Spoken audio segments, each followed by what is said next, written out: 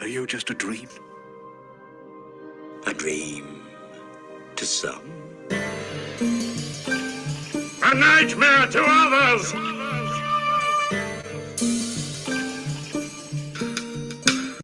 Are you just a dream?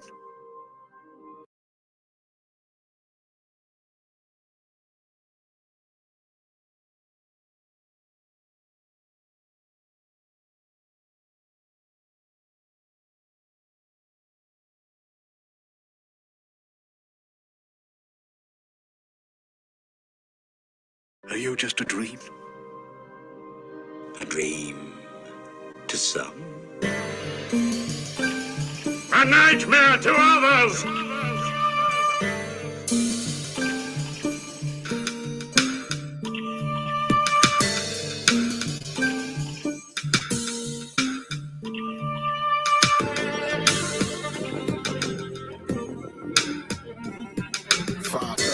Clock, wake up, then I drop to my knees, begging please, as time come to a freeze, cool breeze come my way, out of late, then I say, dear Lord, what you got from me today? And he said, your daily bread, get back in bed, for the visions of your head are being fed from the angel in your stead, then I'm led to a place where I place with the vision of a face, revelations, revelations. Carry the Alabama heart, move through big city, use humility, literacy, reading spirit, as I spit to the earth, the steam rises from hell, with tunnel vision, eyes closed, direction I braille, spiritual navigational system. Listen to the night rituals of epistles. This is critical. When kisses my physical, just a description of my mental. This be the music that play in my headphones. How can I be alone, man? I'm in the zone. It's my job to dodge bullets, to dodge harlots, to camouflage in streets of gray and scarlet. Poverty-stricken pirates, open drug markets. Basically, all are moving targets, praying not to be hit. The superstitious don't wear red around crypts. Customs of the Roman witches, pigeons that fly out of the rhythm from the order, causing the others to be shorter. Pretty niggas, the drier the soul, the more the story unfold. Right now, hell is cold, its presence is unclear. Spiritual mistakes unthaw my tears. My desire not easily seen by my peers. Play your position, master and mind your business. Fallen angel physician, study the art of listening. Water and wisdom be baptism. Peace be dead, the warrior gets arisen. Weapons are hidden, manifesting righteous decisions. Active feminine about what we ain't getting, gonna make us all bitches. Female dogs habitually trained to remain in prison. Female dogs habitually trained to remain in prison.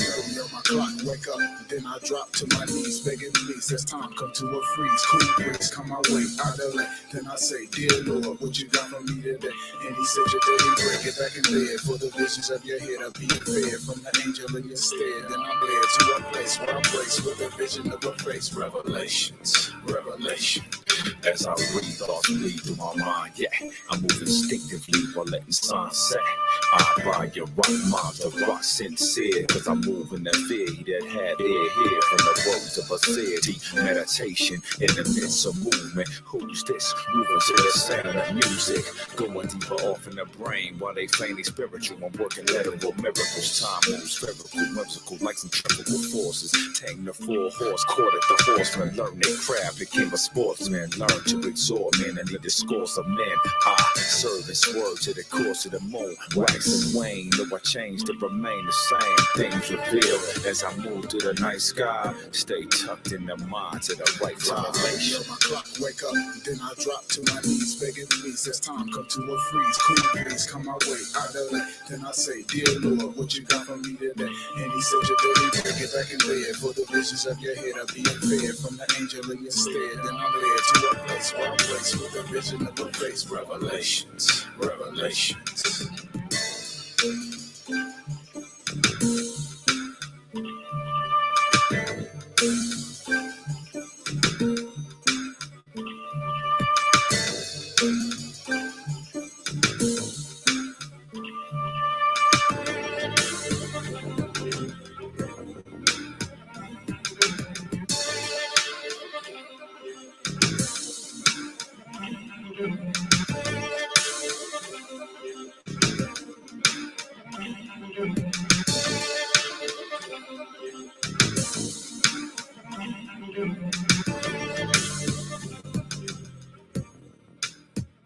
dream?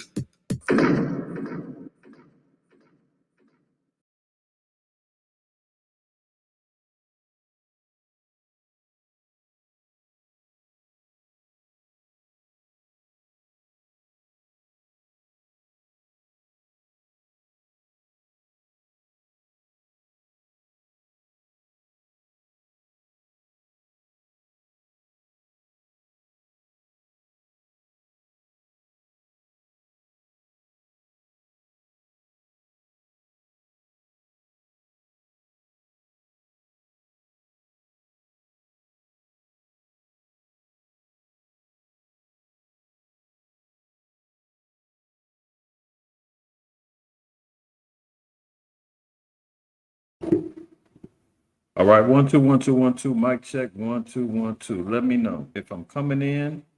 Hit that 7 in the chat. 7 in the chat if I'm coming in. Do me that solid. Do me that solid. If I'm coming in clear now, give me a 7 in the chat. All right, there we go. All praise, honor, and glory to the Most High way outside. Man, we back. Let me rewind that. We're back. It's your brother Ahmath. I acquired first name. IQ is all the same. DSTM, episode 286, back to back. So much going on. I had to split it in two. Prayerfully, y'all was able to watch the live last night. If you didn't catch it on live last night, hopefully you woke up this morning and said, oh, all praises. My brother done went live last night. Let me catch up because he said that's part one. I got to get ready for part two when we kicking in. If you didn't, you're going to do it backwards then. You're going to watch part two live and then you got to double back and say, well, what did he say in the first one? That's how time is moving. That's how things is moving so fast, rapidly. Got to keep it moving, right? So Lord willing, everybody's on the same page. We're already moving in the spirit. Here on this blessed Sabbath, man, I want to give all praise, honor, and glory to the Most High, man. Hopefully everybody's doing well today as well. With so much going on the earth, man, we got to continually encourage each other, pray for each other, because the time is of the essence, man. The things is moving at breakneck speed, and it's wicked out here. It is wicked out here. So, Lord willing, everybody's locked in, prepared, and ready to roll. Let me salute the fam in the house. The house of Byron, as always, man. Shalom to y'all. My brother Karatazar, there we go. Shalom to you, good brother. Uziel Malachi, y'all brothers up there in the northwest. Shalom to y'all. Kohaf, there he goes. As always, faithful brother in the fold over here, man. There he goes. Shalak in the house. Shalom to you, brother Ron. Shalom to you. Diz the Wiz. Shalom, sis. The house of Bayan, there he goes. Another faithful brother is always on. Ashar, another faithful servant of the Lord. There he goes. He's back. All right. Rosemary, shalom to you, my sister. Uriah in the house. All praises. Y'all, shalom to you, my brother. Hopefully you well, all right? And anybody and everybody else, man, is going to be joining in. Much to discuss, man. We got to double back. You see the thumbnail.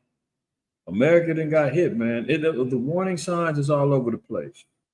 You got earthquakes from left to right. You've got tornadoes. You've got plagues. You've got lightning striking. Lady Liberty, she got a run in her stocking now. You dig what I'm saying? Oh, the little hoe got a run in her stocking.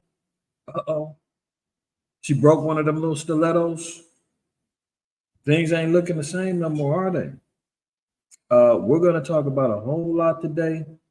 Lord willing, I can be concise, compact, but I just move in the spirit, man. I go in, I say, yeah, hopefully, man, I'm gonna knock this out in about an hour and a half. Ends up being 2.5 hours, 3 hours. Most I said, man, my thoughts are not your thoughts. Man's goings is of the Lord. How can he know his own? So what I do, I just submit myself to the will of the Lord, man. We just ride it out in the spirit. All right. So Lord willing, man, everybody's prepared, strapped in, ready to ride, but it's going to get interesting today. It's going to get interesting today. Hosea, shalom to you. Hopefully you and the brothers out there in Jamaica are doing well, man. Mama Khan in the house, shalom, shalom. All right. Make sure that you guys have wiped your feet when you came in. I'm not talking to you two in particular because I know y'all are faithful and you know what to do.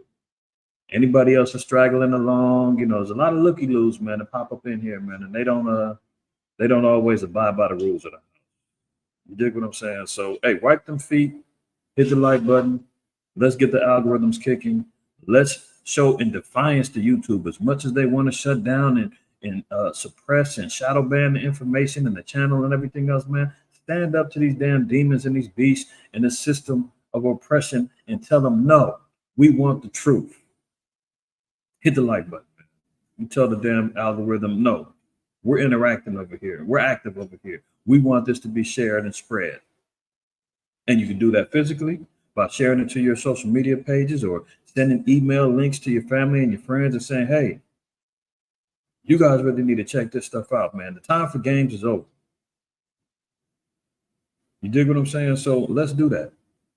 And we're going to make it happen. All right. So all praise to the Most High. Let's get started.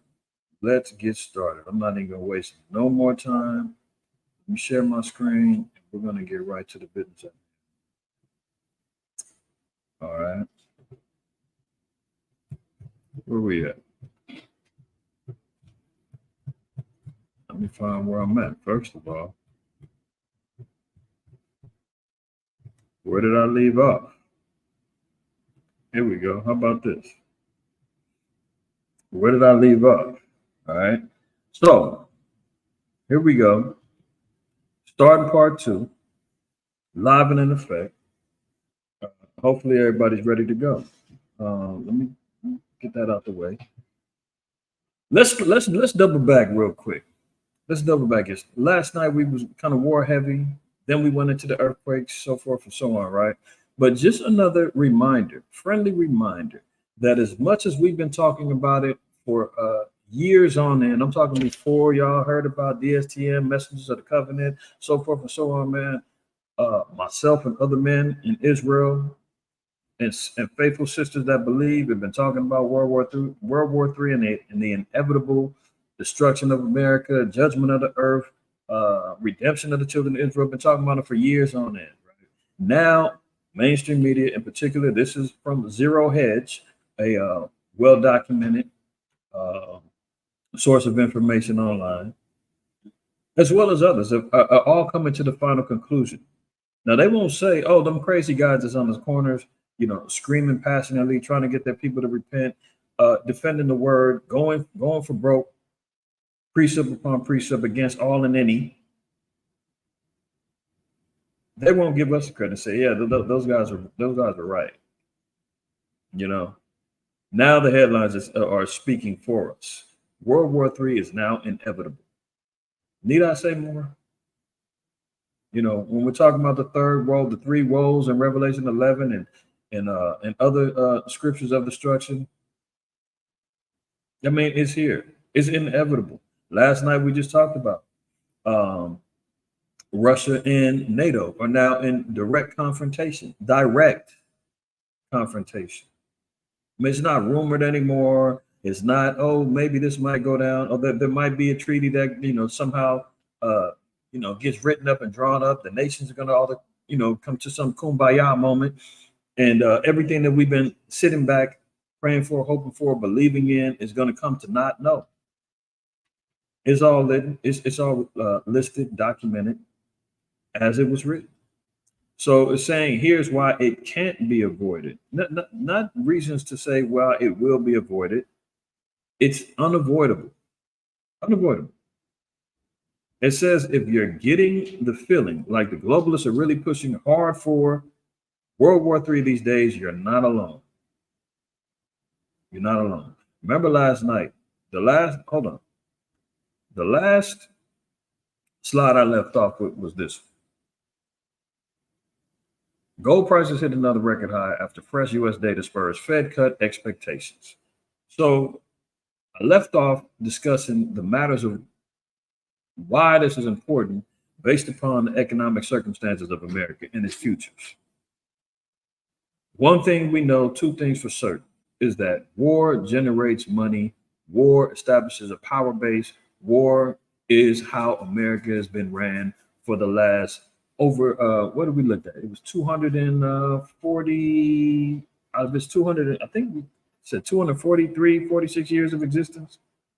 Anywhere between 15 to 17 years is the only number of years of peace that they've had. This is why the stronghold has been made, established, and understood here through war.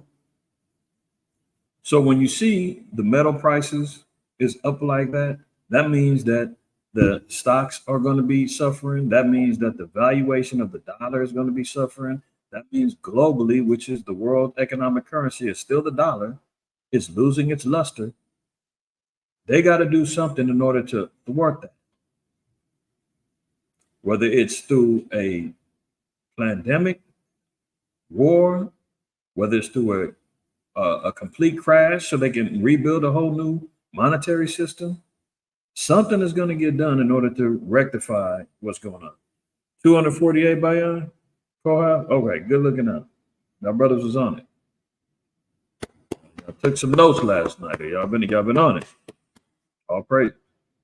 All right. So here we go. Getting back to the headline that we initially started with, it's inevitable and it can't be avoided. Do you understand? This isn't me saying this. This isn't, some hold on. This isn't just some made up stuff that the so-called Black Hebrew Israelites are perpetuating. At all. At all. Revelation 11:13. You know what? All right, I'm gonna start at 8. I wasn't gonna do it, but trying to keep it concise. But this is how we move in the spirit, right? 11 and 8 of Revelation. So it says, and their dead bodies shall lie in the street of the great city, which spiritually is called Sodom and Egypt, where also our Lord was crucified. Here we are in the great city, known as Babylon. We've covered this a number of different times. Dead bodies lying in the street. Not only is that a physical representation of the death toll, the genocide that's happening to our people, but also spiritually. In Proverbs, I think it's 21, it tells us that he that walketh out of the way of understanding will be amongst the congregation of the dead. That's in, let me make sure I got that right. I don't want to misquote it and give y'all the wrong lead, but you know where I'm talking about. Let me check my Revelation. I might have to go there. Yeah, it's 21:16. Let's go there real quick.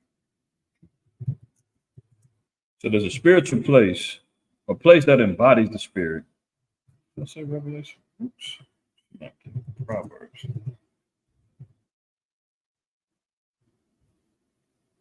Go back to Revelation 11 real quick.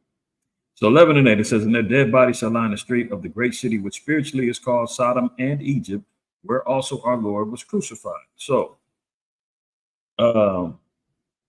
you see, America embodying the spirit of Sodom and Egypt. That goes without saying. It's a spirit of bondage, oppression, a spirit of witchcraft and sorcery. It's a spirit which is all embodiments of Egypt. It's a spirit where the technology and the so-called advancements are coming from. The think tanks of global and dominant control, same as Egypt did back in the days. America has embodied that spirit. The spirit of Sodom goes without saying. This is the only place where they allow grown men with full beards, dressed up like women, with wild paint on their face and makeup on their faces, calling themselves drag queens, can sit a 4 or 5 year old kid on their lap, bouncing them around as they read them books about how great it is to get to have a sex change or something like that. Drag queen story time. It's the only place where they allowing, these gender neutral pronoun, specific dialogues where a grown man can walk into a woman's bathroom, take out his rod and take a piss right next to a woman, and then shame the woman for saying, what are you doing in here? This is women only. I mean, this is the only place where, they're allowing the spirit of Sodom to represent themselves through all of the vile sexual things that go on here in this place, right? But it also said our dead bodies going to lie in this great city. So not only do we have a record of the genocidal attacks that happened to the Native American populations, to the Maroon societies, to the Taínos, to the Arawaks, to all of the Aztec, the Inca, the Mayan societies. We haven't even talked about the so-called Negroes coming over here, over the Atlantic Ocean, the transatlantic slave trade, lynched, hung, burned, castrated, tarred and feathered, right? All of those things have been happening over here in this quote unquote great city, but also spiritually. Let's look at Proverbs 21, verse 16. The man that wandereth out of the way of understanding shall remain in the congregation of the dead. So when the understanding of who we are, the knowledge of self, our culture and our history based upon the law, statutes, and commandments has been deleted from us. Now we're amongst the walking dead. This is where you get that concept of the walking dead. You know who the zombies are? The zombies are you, me, when we were walking in ignorance, when we didn't have understanding. When you see nothing that, when you get the elites, man, they call the population useless eaters, i.e. a zombie. This is why they want population control. This is why they want a manageable number of 500 million. If you leave it to the Georgia Guidestones, which have been destroyed as of a year and a half ago or more, right? They want a manageable population of 500 million. So this is why we see all the destruction that's going on. Going to remain in the congregation of the dead. All right. So here we are over here. I'm going to just speed through this. Okay. It says, where also our Lord was crucified. Yahweh gets crucified how? Through religion, false doctrine, philosophies, and also the church is, the Lord said he's the head of the church. All those is in Yahweh, meaning all of Israel. We're also being crucified via oppression. Let's continue on. It says, and they of the people and kindreds and tongues and nations shall see their dead bodies 3 days and a half, and shall not suffer their dead bodies to be put in graves. So all of the nations that come over here, this great melting pot, they see the ignorance and the walking dead mentality of our people, and they have no compassion. Their body's not going to be put in graves, meaning what? That they're not going to honor, our people. Let me get that in Wisdom of Solomon 5 real quick.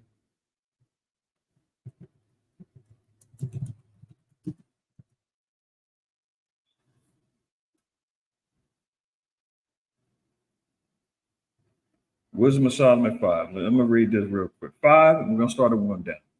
Then shall the righteous man stand in great boldness before the face of such as have afflicted him and made no account of his labors. So when we go back to Revelation 11, follow me now. Verse 9 again, it says, and they of the people and kindreds and tongues and nations shall see their dead bodies 3 days and a half. So the 3 days and a half is representing 350 years of us being in ignorance before the seal is broken and the children of Israel are starting to come back to their enlightenment. Okay. That's a 350-year prophecy that the children of Israel will be in ignorance and lack of understanding. So throughout this time, you see the nations have taken complete advantage of it.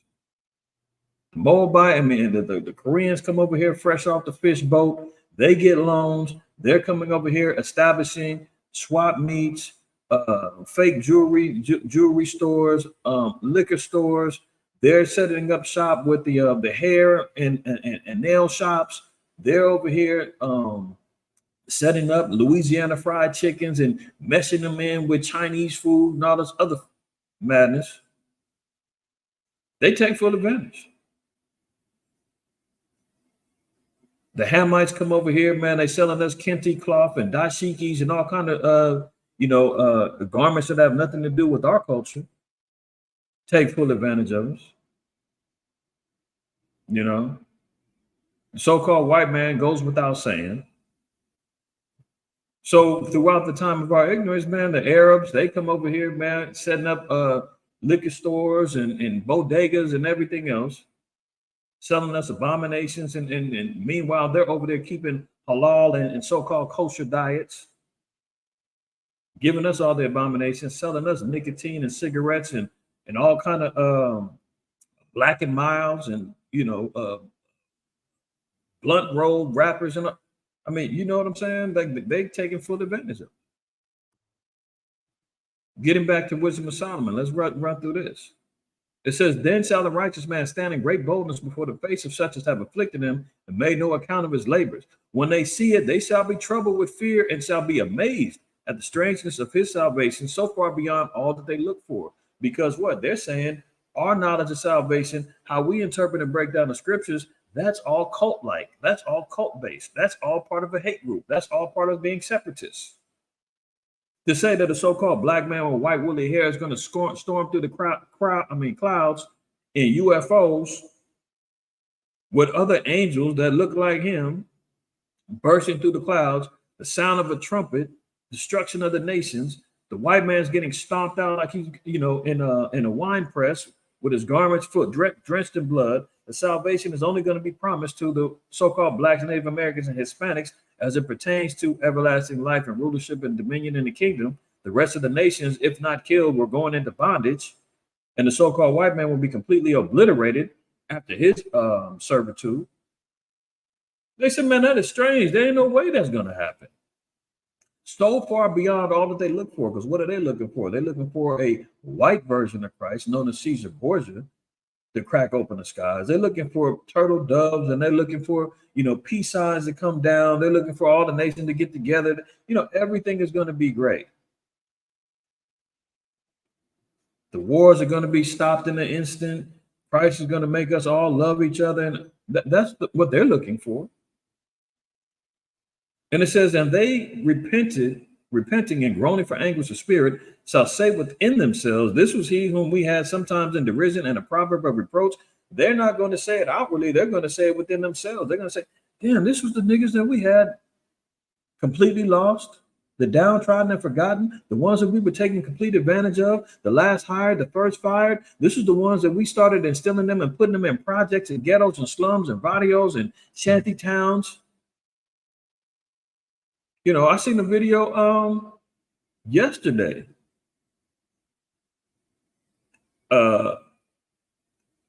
It's some Edomite traveler, man. He was over in Haiti, man. They're over there eating mud cookies, literal mud cookies, eating cookies out of mud. And he's running around with a monetized channel, exploiting this. Trying to act like, oh, look how bad it is over here, man. I'm over here in Haiti, the most dangerous place, and da-da-da. And this video had like 200 some odd thousand views and growing within the last week. See, our people in derision and a proverb of reproach. Oh yeah, those is niggas, spigs, wetbacks. Those are illegal immigrants. Those are spooks. A proverb of reproach. All the nations sit back and have a derogatory term for us. And what they say, we fools accounted his life madness and his end to be without honor. So when they account for our labors, when they see what we're going through, they're saying that's madness, man. All them niggas do is stand on the corner, sell drugs, drink lean, get high, you leave with the Trump. Oh yeah, the legals coming over here. They're all criminals. They're rapists. They're murderers and everything. You follow what I'm saying? That's part of the proverb of reproach. Accounting our life as madness. I mean, they're good for nothing. I mean, look, even what's his name? LeBron, multi. I think he's a billionaire by now. As soon as he started trying to speak out about protesting and Black Lives Matter, man, them Edomites came out and said, "Hey, look, nigga, shut up and dribble. We're not paying you for your political standpoint.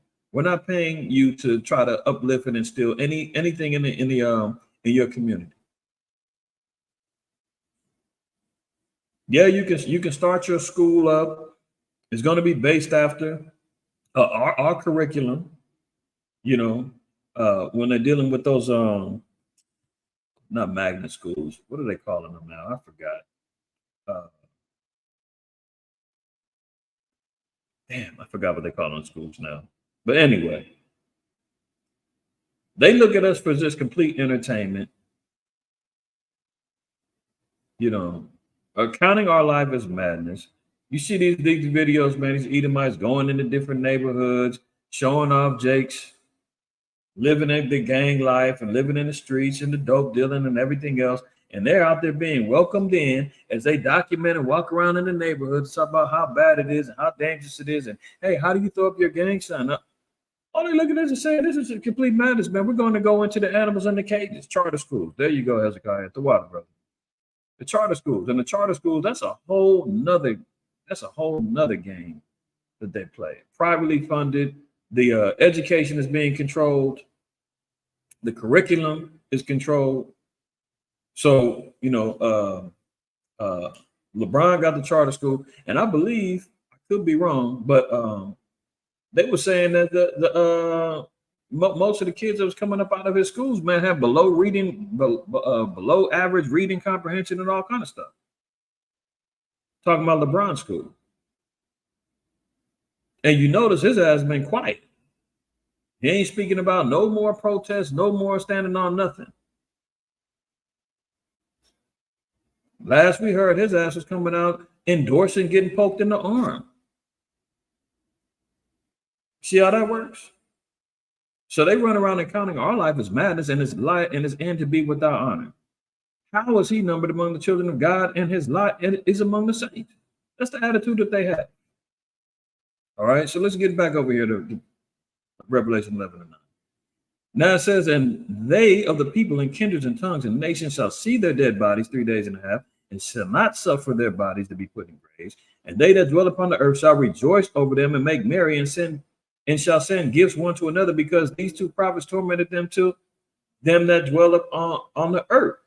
And after 3 days and a half, the spirit of life from Yahweh entered into them, and they stood upon their feet. So, after the nations are out here rejoicing and gathering and getting everything that they can off of us, now the prophecies are starting to come to pass, and the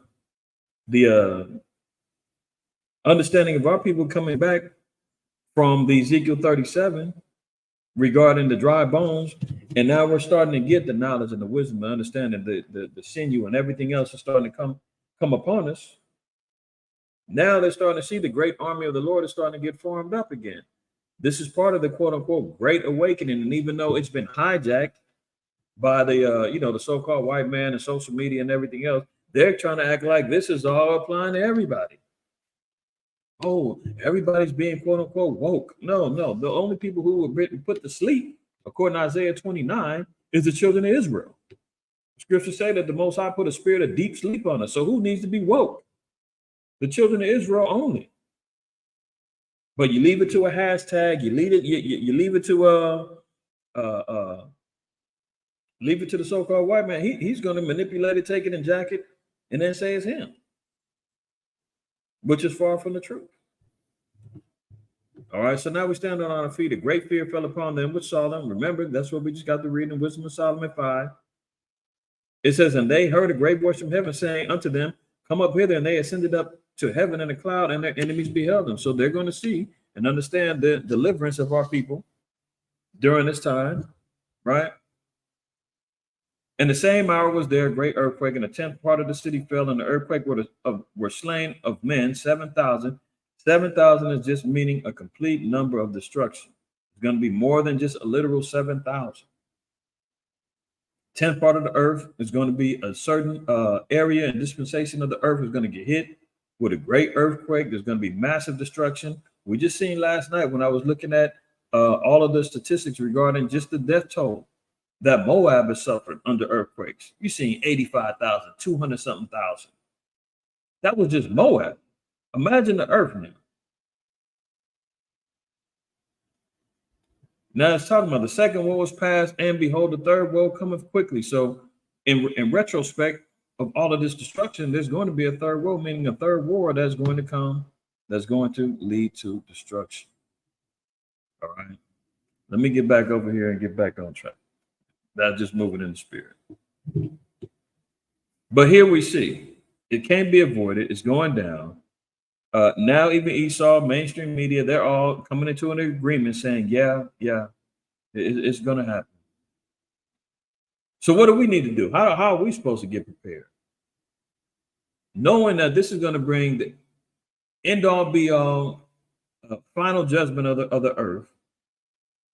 Armageddon, the Valley of Jehoshaphat, so forth and so on. This is what it's going to lead to. There's no prophecy of a fourth world war. There's not 3. That's it. Continuing on. So it says, in the past few months, there's been multiple instances of European and U.S. officials hinting at the possibility of a new military draft. The EU has talked openly about boots on the ground in Ukraine. NATO officials have stated unequivocally that they will not accept a loss in Ukraine to the Russians. And the Kremlin has warned once again that the nuclear weapons are on the table if Western troops enter the war. So again, I said this 2 years ago, that NATO was not going to allow Ukraine to take a loss. They're going to jump in. They're going to initiate a Black Swan event. They're going to initiate a false flag. Anything that can draw them into this war, they're going to do. Because they're not going to sit back and say, Russia defeated us. We sent everything that we had at them. We funded Ukraine. We had chemical warfare. We did everything. And we still took an L. They're not going to do that. There's too much pride in Esau, too much arrogancy, too much hubris. They're not going to do that. So before they take an L and just humbly back away and tuck their tail and say, damn, they got us, let them have Ukraine. It's over with. They'd rather go to war. Nuclear weapons, they're acknowledging is not off the table. Russia already said, man, as soon as it gets lit, the U.S. gets involved, I'm going straight nuclear. The U.S. has already started arming their F-16s with nukes, right? So it is what it is. And it can't be avoided. Let's move on. This is where we see the thumbnail from, man. Hopefully some of y'all seen this. I'm sure most of y'all did. But is this an ominous warning to America, man? I mean, can we get any more clearer? The great whore, the idol of America, standing on her post, ironically gets hit with lightning a couple days ago. Just before that, I can't remember if it was before or after that, the earthquake hits in New Jersey, where they felt it in the tri-state area. That's how close those states are. It was only a 4 point, I say only. For those that's living out there, if you got hit with it, you probably like, only, man, I was rocking and rolling and I was scared as hell. I'm not diminishing the fact that if you felt it, you felt it. I'm just saying from where we come from on the West Coast, 4 point whatever, that's as Klaus Schwab would say, a minor disturbance. But because of the infrastructure over there, they felt it in multiple states. People keep talking about it. It was one in New York. No, the epicenter was in New Jersey. That's where the initial fall line hit, was in New Jersey, but they felt it in New York. And because New York is a greater, bigger state, more, more well known. I mean, obviously, everybody knows New Jersey, but New York is the precipice of popularity. People saying, "Oh, it was in New York."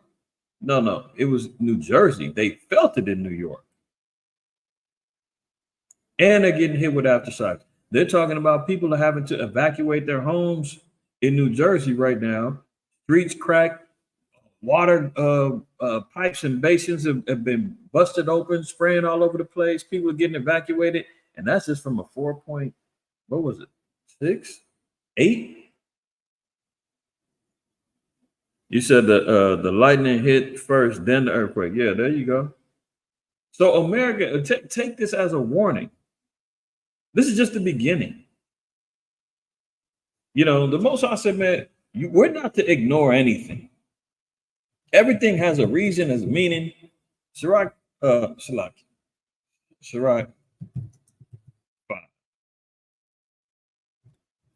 Five and 15. It says, be not ignorant of anything in a great matter or a small. So nothing goes without acknowledgement of knowledge. And that we're not going to be ignorant and just be like, oh, just having a stance, man. Yeah, just an earthquake. Oh, yeah, just the lightning just hit, ironically hits the Statue of Liberty beforehand, No, we can't be ignorant of the matter, man. Everything happens for a reason. Photographer captured stunning images of lightning striking the Statue of Liberty on Wednesday. The photos were taken from the Liberty State Park in New Jersey. And so, boom, great whore, she gets hit with some lightning, right? Which is very ironic because we read this last night. The second Ezra 16. And look what the Most High said. He shall cast lightnings, and who shall not fear? He shall thunder, and who shall not be afraid? So this is all coming from the Most High. The lightning, the striking, the symbolization of the destruction of America and its infrastructure getting hit. Look at Job 38. And all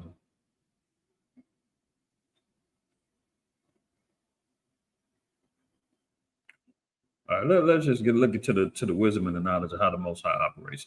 Verse 22, it says, hast thou entered into the treasures of the snow, or hast thou seen the treasures of the hail, which I have reserved against the time of trouble, against the day of battle and war? By what way is the light parted, which scattereth the east wind upon the earth? Now watch this. Who have divided a water course for the overflowing of waters, or a way for the lightning of thunder? So who provides the ways where lightning and thunder hit? The Most High. Who divides the water course? Meaning, how does the Most High divide the water, from the oceans and the streams and the rivers? That's all based upon the Most High's creation. Now, when we see the lightning and the thunder, it says the Most High is the one who directs the way for the lightning and the thunder. So it's no happenstance that the Statue of Liberty got hit with lightning. That the Most High directed a way for that lightning to hit the idol and the great whore of America. Isaiah 19, and let's read one. We'll read 1 down to 3. It says, the burden of Egypt. Behold, Yahweh rideth upon a swift cloud, and shall come into Egypt, and the idols of Egypt shall be moved at his presence, and the heart of Egypt shall melt in the midst of it. So when we see, the scriptures in Psalms say all the nations, gods are idols. I think that's in Psalms 96. It says, now, the Statue of Liberty is nothing but an idol representation of America, so-called liberty. And we know that's a lie. This is the land of the deceived, home of the slaves. Not land of the free, home of the brave. Land of the deceived, home of the slaves. When you look on the back of the dollar bill and you see that all-seeing eye, the eye of Horus, which the so-called white man got from Kemet or got from Egypt, But when we look at that, you heard the saying, in the land of the blind, the one-eyed man is king. That's how that's how the so-called white man rules this place. In the land of the blind, the one-eyed man is king. And he has his idols set up. One being the Statue of Liberty. It's going to be moved at his presence, man. Now you see all the nations, everybody's looking at it. It's gone viral. People are, hitting the internet streets with it. Oh, shoot, did you see that?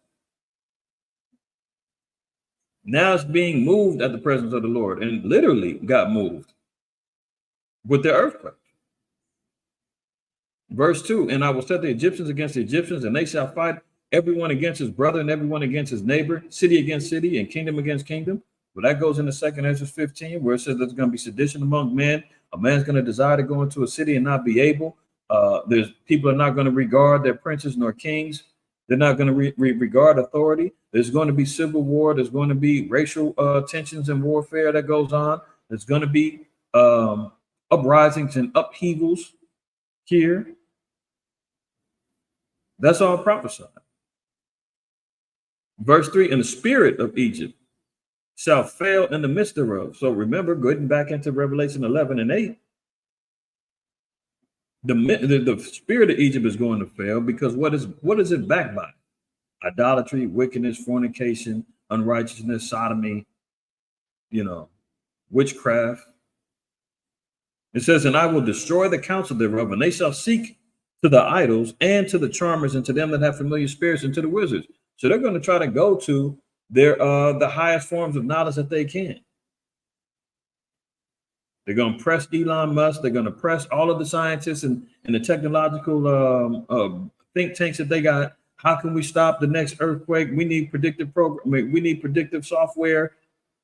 You know, they've got it out here. I've actually gotten alerted one time, and I don't even know how the hell it got on my phone. But I remember getting an alert on my phone right before earthquake hit a couple months back. And I was like, damn, what the hell? Same way you get the Amber Alerts and stuff on your phone. It was the same thing. And I'm like, what the hell? I'm looking, earthquake is scheduled, it's about to hit, blah, blah, blah. And it sure did hit. And it was like in the low fours or something like that. But they're going to try to do everything that they can. And the Lord said, but none of that is going to happen. None of that's going to come to pass. It's all going to fail in the midst. That's based upon Isaiah 47. And this is the judgment of Babylon. I'm going to read this. I'm going to just read down real fast. It says, come down and sit in the dust, O virgin daughter of Babylon. So it ain't talking about ancient Babylon. It's talking about the offspring of Babylon, the spirit of Babylon, the nation that rises up and takes on the nature of his mama. O virgin daughter of Babylon, sit on the ground. There is no throne, O daughter of the Chaldeans, for thou shalt no more be called tender and delicate. See, this ain't going to be the place of the great melting pot where everybody wants to come, the land of milk and honey, and there ain't no more of that. You can't deceive the nations no more with movies and fake films and distorted histories and talk about how great and how libertarian America is and how great democracy is for the world and how all the money is flowing, and all that's going to be up out of here. Take the millstones and grind meal, uncover thy locks, make bare the leg, uncover the thigh, pass over the rivers. So this is also for those who, perpetuate, women can wear pants and all that. We just see another precept of how a daughter or a woman was adorning themselves. It says uncover thy locks, meaning what? They had their heads covered. That was customary. Make bare the leg. Why would you make bare the leg? You got to what? Lift up your dress to make bare the leg, uncover the thigh, pass over the rivers. If you're passing over rivers, you got to lift up your dress in order to walk through so that it doesn't get wet. So just looking at it like that from the spirit and just customarily, yes, dresses were customary for our sisters. All right. That's just a side note. But continuing on. Thy nakedness shall be uncovered. Yea, thy shame shall be seen. I will take vengeance and I will not meet thee as a man. So the Most High is acknowledging what he do. He's going to send spirits. We talked about it last night. The spirits created for vengeance, teeth of wild beasts, pestilence, plague, death, all those things. The Most High said he's going to send all those things here. 2 Ezra 15 says that Egypt is going to get hit with plagues as before. Why? Because now the shame, the unrighteousness, the wickedness, the anti-biblical stance that America stands on, although they say in God we trust, they don't trust in the Most High at all. All of the shame has been seen, man. Everybody's seeing the dirt and the wickedness. We just seen last night. Didn't Slow Biden say that he was deeply saddened about what happened with the kitchen aid workers that got killed? And he's not going to stand with, he can't support what's going on over there in Israel. And then double back and said, let's make a $15 billion deal, or it was an $18 billion deal to send you more F-16s. And we've got bombs. We already signed the agreement. Bombs is on the way. See, that's the shame.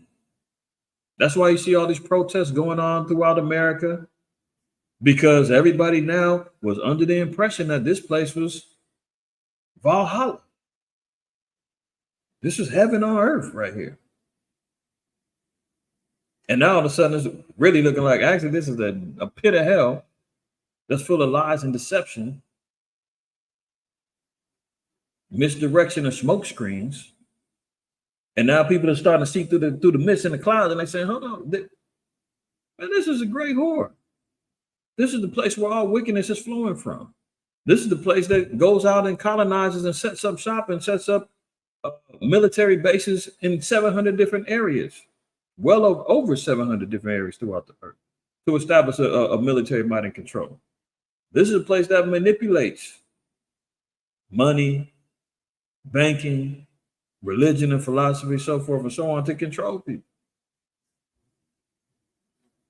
Let's continue. It says, as for our Redeemer, Yahweh, the host of it is his name, the Holy One of Israel, sit thou silent and get thee into darkness, O daughter of the Chaldeans, for thou shalt no more be called the Lady of Kingdoms. Interesting. I was wroth with my people. I have polluted my inheritance and given them into thine hand. So this is how you know where we're at right now. This is why you can read Jeremiah 50 and 33, that the children of Israel and the children of Judah were oppressed together. The topic of that whole conversation was being in Babylon. Couldn't have been talking about ancient Babylon, because in 536, children of Judah went into Babylonian captivity. Almost 135 years earlier, 722, the children of Israel was put in the Assyrian captivity. So we ain't been in captivity together since ancient Egypt. And here we find ourselves back reunited in bondage again in Jeremiah 50:33. So you read Isaiah 50:47, it lets it be known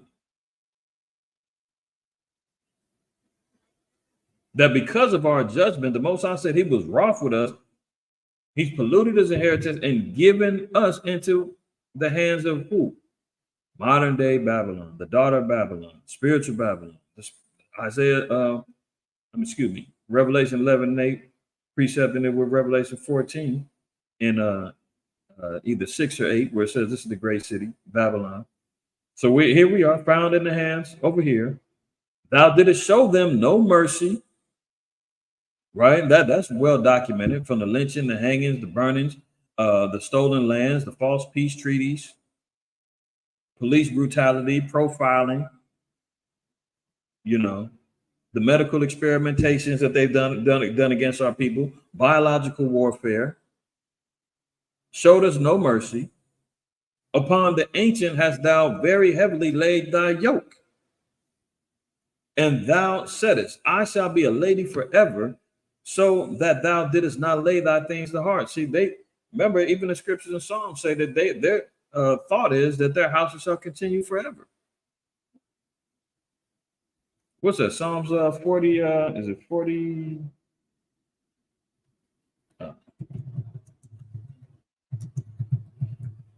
I think it's 40.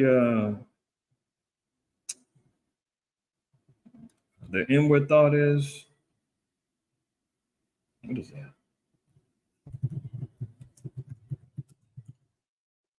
49. There we go.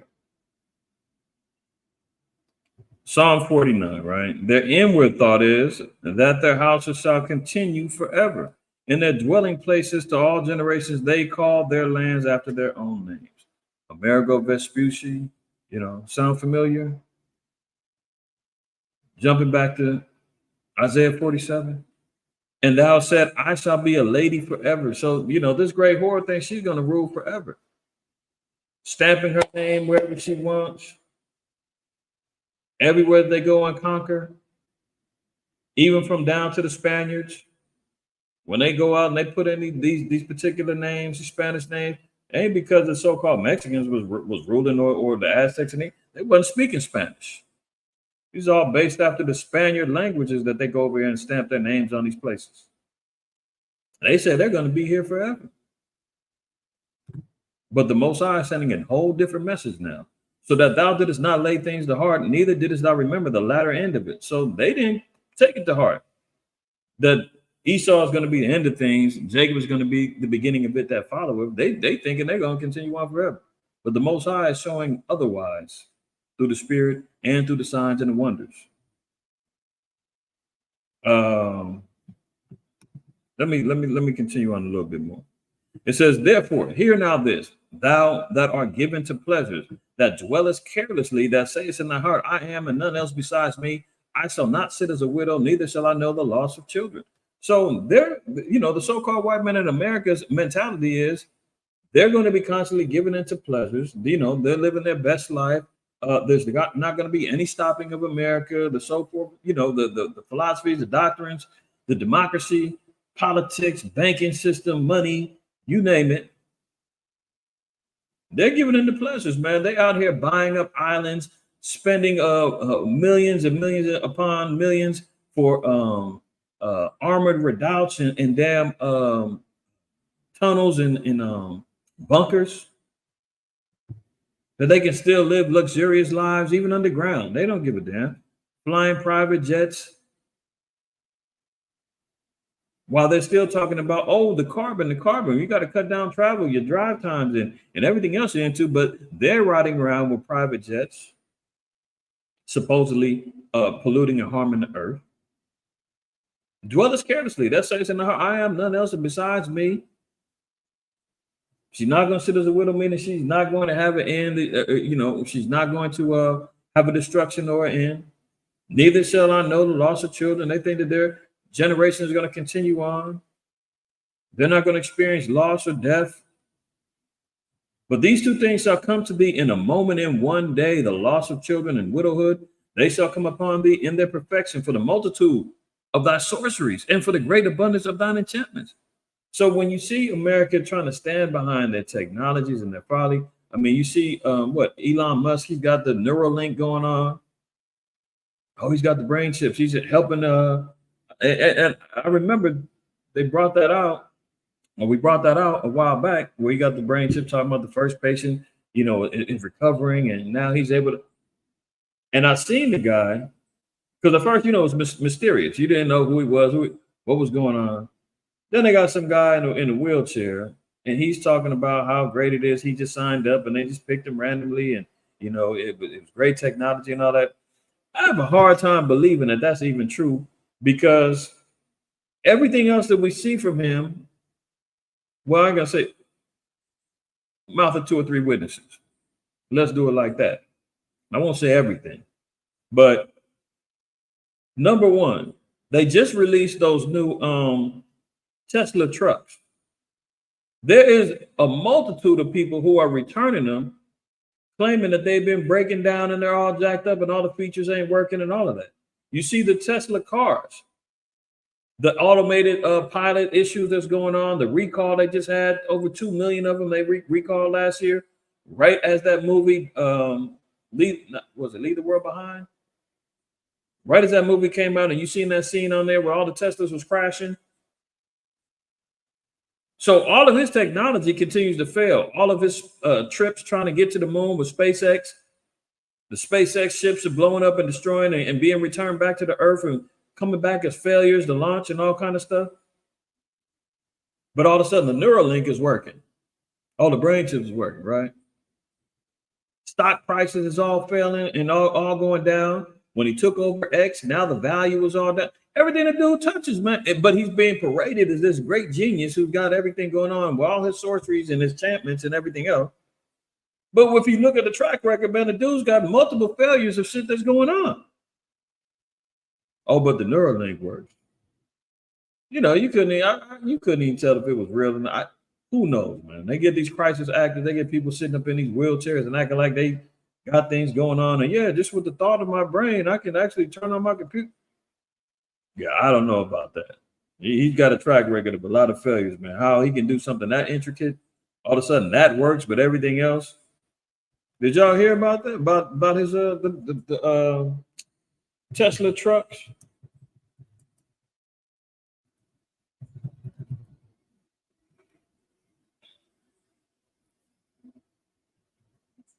Look, Tesla cyber trucks are cyber bricking. Tesla gives a rare update. They were refunding Cybertruck orders, but this is just the latest one from a day ago. I don't know what the street.com is, if it's reliable, but there's been a multiple different sources where they've been returning these things. People are unhappy with it, man. But that's the side note. That's just a side note, right? But getting back to the scripture, the Lord said that he's going to repay them. He's going to visit them. There's going to be destruction. In a matter of a day, there could be multiple losses of children, widowhood. Ultimately, we're talking about destruction. Why? Because America trusted in its sorceries, its abundance of enchantments, where they're utilizing AI, they're utilizing all the technology. These are all enchantments, man. These are all things that were wonders to the eye, look miraculous, look like the impossible has been done. You know, you got to be a cold piece of work, man, to type into a computer and tell them a type of image that you want, or to write me a paper to explain this, that, and the third. Give me the history, and within 20, 30 minutes, I've never used the thing, but you know, this shit can pull up something in a matter of 30 minutes. It can write you a PhD based report on any particular topic. That's enchantments. People, you know, they always talk about the phone being a crystal ball. Ironically, you got to swipe and wipe. Isn't that the legendary, you know, you get the genie in the bottle, you got to wipe on it and, oh, let me rub and get my wishes. Same thing we do with the phone. You turn it on, you swipe, you wipe, and whatever you want is there. Information highway is there. The account, your banking account information, oh, you can look it up there, swipe it on there. You can do trades and transfer, whatever you want. Monetarily, oh, swipe and wipe. You want a date, swipe left, swipe right. You want to, you know, grocery shop, everything, anything you want is all based upon all of his enchantments and his source. Let's continue. For thou hast trusted in thy wickedness. Thou hast said, none seeth me. See, white man is, you know, covers his tracks and manipulates history and does Mandela effects about certain aspects of history, saying, you know, something really happened. But then he manipulates the history and says, oh, no, it didn't. That never happened. And they cover tracks, they wipe history, and they sit back and make you look like you don't know what the hell you're talking about. Me and my rep was just talking about that earlier. There was a case about the, it had something to do with the Fruit of the Loom and their logo, and it had some idolatry in it or something, and they changed the logo and tried to wipe the whole history about it. And the sister found the old Fruit of the Loom logo or garment or something that had it. And it showed that they actually did have that that idolatrous logo in there. And I can't remember what it was, but if I remember, if I find it, or I got to get it from her. But they do that type of stuff. Trusted in thy wickedness, thou hast said, none seeth me. So all of the track record, all of the dirt, and then they line up these damn Negro preachers that learn from the seminary schools or Bible colleges, and they learn good old Christianity, white man forgiveness doctrine. And they say, look, you know, forget about all of that stuff I did to you in the past. That's the past. Hey, this is the future right now. I can't be held responsible for that. You know, there's always forgiveness in your heart, man. Hey, look what the image of Christ is. Doesn't it look like me? You see that image, you pray, it creates an image in your mind when you're praying and you're thinking about Jesus, forgive me, and you see this white image, he looks like me. You're going to have to forgive me. He trusts in his wickedness, but the so-called white man is not going to turn from his evils. America's not going to turn from his evils because they're saying we've covered our tracks enough that nobody's going to see it. Nobody's going to care. This is why we have such a microwave popcorn generation right now, because everybody wants things instantaneously. No research, no need for nothing. If I can't get it right now, I'll leave it alone. So it's easy for him to wipe history. It's easy for him to get a clean slate. It says, thy wisdom and thy knowledge that perverted thee, and thou hast said in thy heart, I am, and none else besides me. See, that's the arrogancy, the so-called white man, the God complex. Therefore shall evil come upon thee. Thou shalt not know from whence it riseth. And mischief shall fall upon thee, and thou shalt not be able to put it off. And desolation shall come upon thee suddenly, which thou shalt not know. See, that prescribed end-all, be-all destruction of America is already there. They ain't going to understand where and how and why it's being judged. We're trying to tell them all ahead of time. We're trying to tell our people, this place is going to get hit with a sword of destruction. You need to repent. We need to repent before it's all said and done. Because what? Evil is going to come upon this place. The Most High just hit the damn Statue of Liberty with lightning, earthquakes after that. Plague is all over this place. Warfare is on the horizon. And they said, well, where's all this coming from? I thought America was great. I thought we was a leading nation of the earth. I thought we were the peacekeeper. Why is it getting cursed? We were doing so great. What? Wake up. Mischief is going to fall upon this place, and it's not going to be able to get put off. Verse 12, stand now with thine enchantments and with the multitude of thy sorceries, wherein thou hast labored from thy youth. If be so, thou shalt be able to profit. If so, be thou mayest prevail. So the Most High said, well, listen, if you really want to take on the challenge, if you think your arms is not too short to box with me, stand behind your enchantment, stand behind your multitude of sorceries, utilize your technology. Go ahead on and see if you can stand up against the Lord. He said, if you think you're able to profit, maybe you're going to prevail. You know, the Most High saying that facetiously, like, you might be able to get me. Negative. But he's going to try. The scriptures tell you he's going to try. Revelation 17 says the 10 horns going to hate the 10 horns are going to try to make war with the lamb. 2 Ezra 13 says they're going to try the valley of Jehoshaphat. They're all going to line themselves up. In the midst of World War III, they're going to be going at it with each other. Then they're going to stop and pause, and they're going to say, oh, shoot, there's a greater threat that's coming from the clouds. We need to come band together and try to stop it. Verse 13, thou art wearied in the multitude of thy counsels. Let now the astrologers, the stargazers, the monthly prognosticators stand up and save thee from these things that shall come upon thee. Yeah, utilize all your algorithms and your predictive programming and figure out and see if you can stop what's getting ready to come down. All of the warlocks and the witches and the astrologers and the stargazers and all the damn apps that you want and the AI, each man line them all up. See if they're able to stop the inevitable.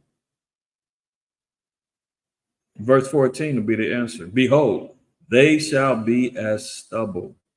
The fire shall burn them. So when we're talking about America getting hit with flames of fire, thermonuclear heat, Revelation 17 says all the merchants that are ever going to look at this place would be wailing because of the perpetual smoking that's going to be happening to this place.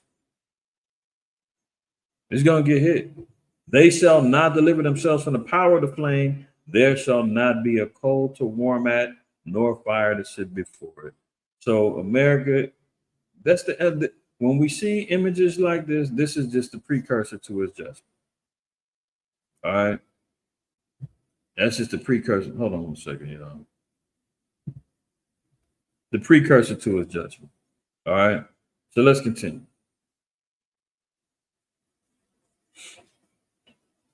Here's the question of the day. Why are Americans so unhappy? Well, we're going to answer that today. That also lets you know that the spirit of America is failing. This ain't the old good old days. Happy days are here again and all that other stuff, man, the rejoicing. People are in major depressions. People are not standing behind America like they used to. The confidence in this place is diminishing. All praise, honor, and glory to the Most High, because why? We're seeing everything that we just got through reading, the prophecies and the judgments of America, and everything that we've been going over is showing forth, because now the spirit is entering into the people, and the people are like, it's only a matter of time. This place is not what we thought it was. It ain't like it used to be. Oh, no. Because the luster of America is failing. So when we see the symbolism of that lightning hitting America, it's letting everybody know this place is going to get hit. And the luster of the great horde, man, the adorning of arrays of costly apparel and the pearls and the gold and the purple and the scarlet and everything that made it so attractive, man. Now she's looking like she just crawled up out of a sewer. And you ain't got that art of seduction is wailing now. Ain't nobody falling for it no more. So it says something is rotten in the state of Denmark, says Marcellus in Shakespeare's Hamlet, suggesting moral and political decay in a ghostly time. America is in a period of internal dissonance, not quite decay, but something akin to it. We don't feel like a happy country. And in fact, on the list of the happiest nations generated by the Gallup each year, America is 23rd this year behind the United Arab Emirates. And we have dropped from last year's place of 15th. So last year they were 15th. It's dropped down to 23rd now. And it's continually declining. If you're looking for a happy country, go to Finland, which tops the list along with the most of the Nordic countries. In Finland, probably right now, they might be the happiest country, but notice they just joined NATO because now they're on edge. So continuing on, it says, most surprising about the data on happiness is that the most unhappy demographic is people under 30. Also, Gen Z, they ain't growing up in a generation now where they feel great about America and the future and the outlook. Continued on, it says, which is ironic given their unique understanding of and access to new media. But no matter which age bracket you look at, people are feeling depressed. And Big Pharma is sitting right there, cashing in on the depression. Oh, what do you need? Some Prozac? Oh, you need some Adderall? Oh, you need some, whatever these other Zoloft. You need all these little antidepressive, and I've covered this in times past. They said that over 70% of Americans are on some sort of prescription drug. That's why they have the psychologists sitting in the schools right now, slapping the drugs on the kids. This is why you see all of these mentally deranged people out on the streets, shooting up stuff, genderly confused, because they're all popped up on pills, and they're taking full advantage of people's mental states. People got cabin fever and depressed from being locked down in the house over the last three plus years ago. Amazing to say that's how long ago it was. And they're cashing in on it. So the question is, why are Americans so unhappy? As we see after, the statue gets hit, it's only indicative of, man, the spirit and the state of mind that the people are in. But let's continue. Well, here's one reason why. The first human case of the avian flu in Texas raises alarm. So, everybody knows now that there's a big hype about this, this new strand that's getting ready to hit. And why is this important? Because we know America is said to be hit with the plagues like Egypt before. Let's read it. I quoted it, but let's just read it. In 2 Ezra 15.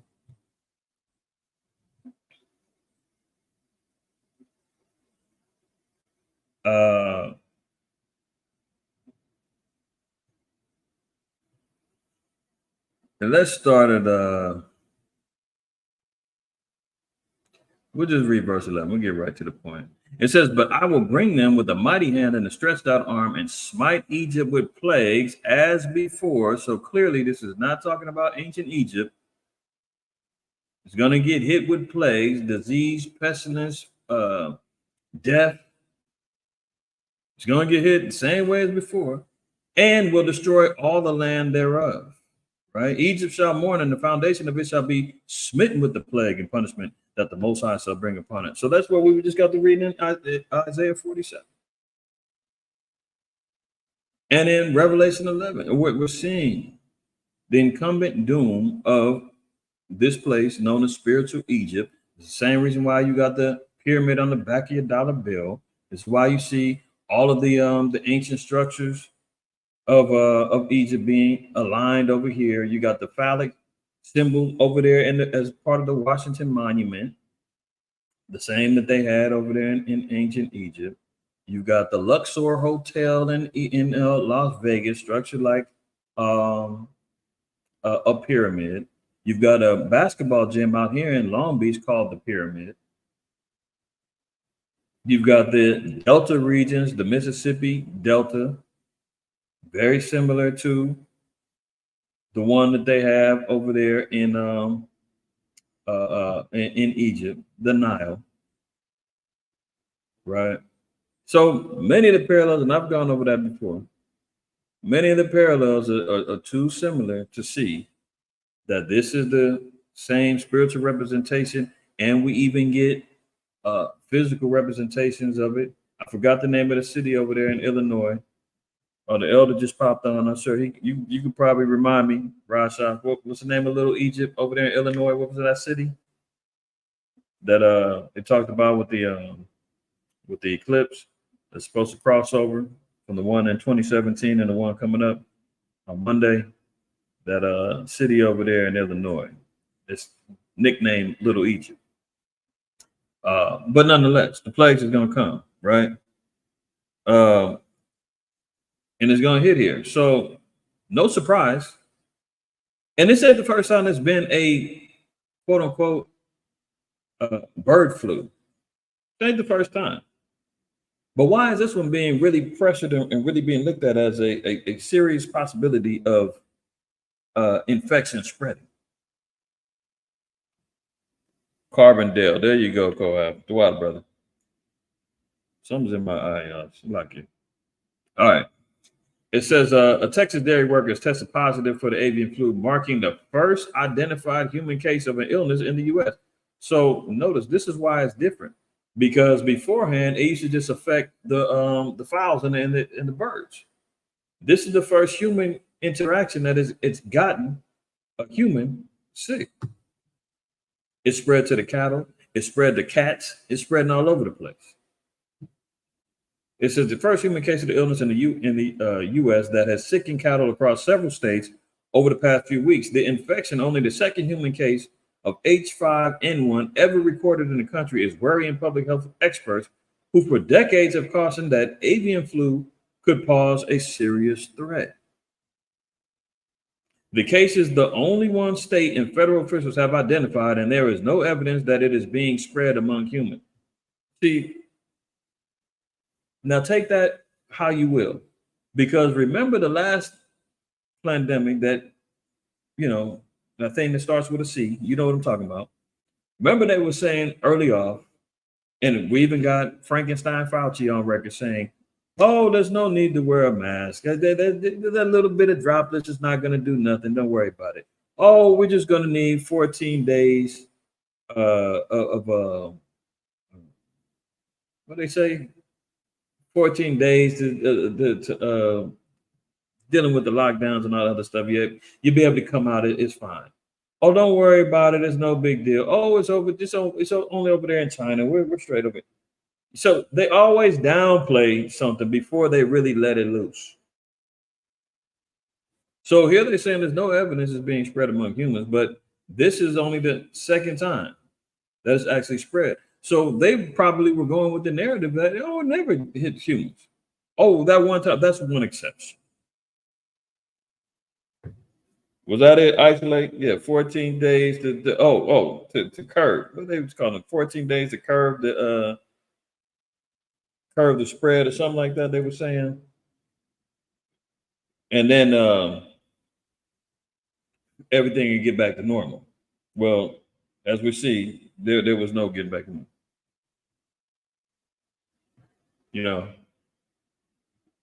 But let's look at it. So again, the flu is going to spook meat, milk traders as the virus hits dairy cows. So now we're talking about affecting the supply chain, affecting the economy, affecting people's mental state in regards to what are they going to drink or what are they going to eat? Are they going to trust eating beef or drinking milk or whatever the case may be anymore? So it says, while the U.S. Department of Agriculture has said there's little safety risk, of course. These are the same people, the FDA and all them saying that, it's cool to go ahead and eat the clone meat. There's no risk behind it. These are the same ones who's authorizing all kind of damn abominations, saying it straight. The outbreak is unsettling the industry, with cattle and milk prices taking a hit. There's concern some shoppers will balk at drinking milk or eating beef.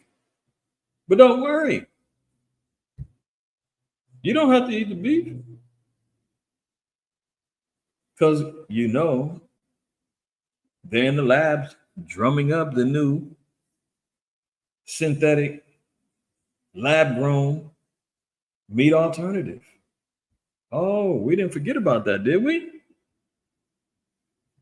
Interesting.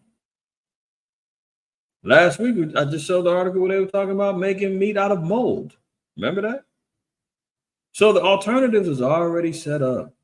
In the event that this does break, if they utilize this crisis or turn this into a quote unquote crisis, and you know the phrase, never let a good crisis go to waste.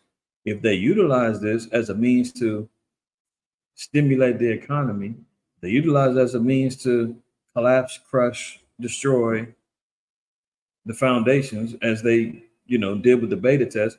Because it's on record. I mean, Slow Biden, Geritol Joe, he says we got to be prepared for the next one that's coming up.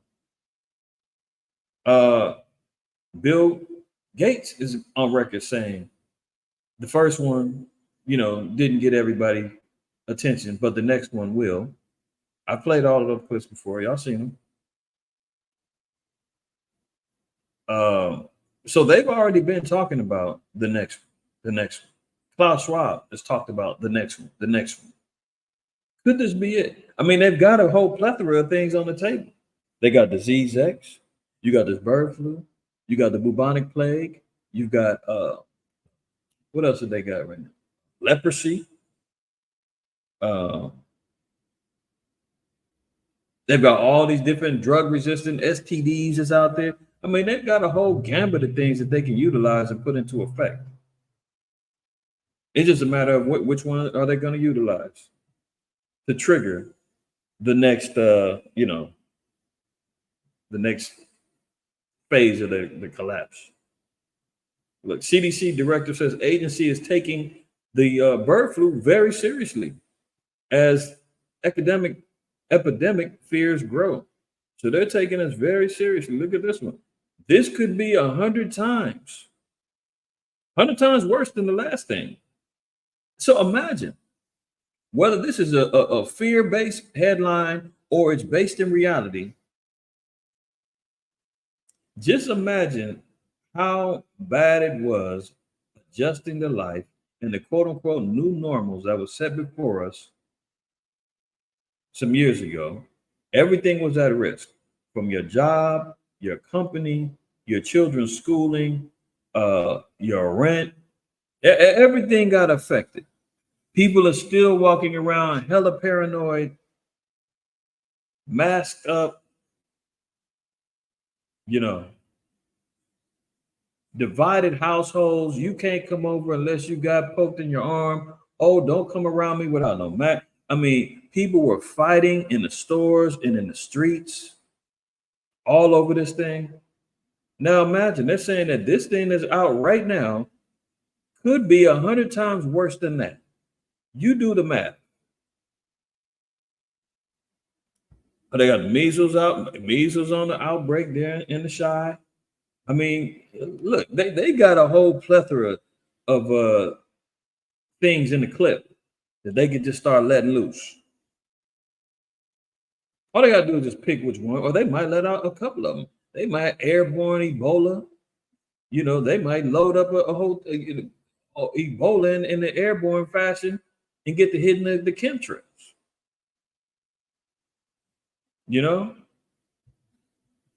This could be 100 times worse than the last thing. Bird flu warning from scientists who say half of infections with H5N1 in people are fatal. And the White House says they're monitoring what's going on. I'm sure they are. Right? And it's getting spread through all these animals and livestock. Let's look at a couple of scriptures. Hosea 4:1 says, hear the word of Yahweh, ye children of Israel. So who is the Most High most concerned with? Who does this pertain to? Who needs to adhere to the words of Hosea, the prophet? Who's it being addressed to? The children of Israel. We need to hear this. For the Most High Yahweh have a controversy with the inhabitants of the land, because there is no truth, nor mercy, nor knowledge of God in the land. So didn't we just get to read in Isaiah 47 that they've been killing our people without mercy? They haven't shown any mercy. Yeah, you dang right. So there's no truth. So are we being taught the laws and the commandments of the Most High? No. Are we getting understanding about our true history and our legacy here within the earth and our contributions and so forth? No, it's not being promoted by those who need to be acknowledging truth, who have the power and the media basis to actually put it out there. Me and my wife were just talking about it earlier. We was like, we've been talking about dark ages and history and archaeology and all this stuff for years. Like I brought that out last week. I've been in true almost 30 years. And even before me that I was learning from, I'm seeing dark age history and imagery and iconoclasm, and I learned about that before that. And now, because the white man comes out and shows it, oh, everybody now wants to pay attention. Everybody now wants to acknowledge it. You know, the Christian apologists and the damn Negroes out there abiding by what white zaddy says out the damn pulpit. We had Negroes out there telling me, Israelites, man, you guys are misappropriating the words. I mean, swarthy doesn't really mean that. That just means that they were black, doesn't mean that. That just means they were sad. It was a state of mind during the time. The dark ages doesn't mean that. It was because of the bubonic plague. You niggas can't keep making everybody black. Well, we're not making everybody black. But to deny that there was a presence of black nobility in there is completely foolish, ignorant, and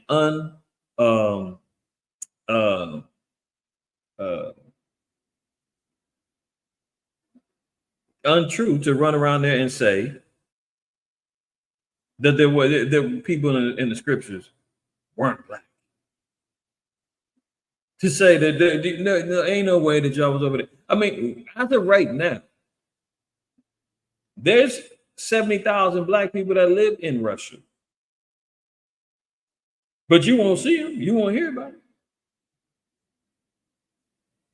Y'all see them just alone. I mean, how many of our people even knew that there was black people over there before the Russian-Ukraine war, when you seen how they was treating all the Nigerian students?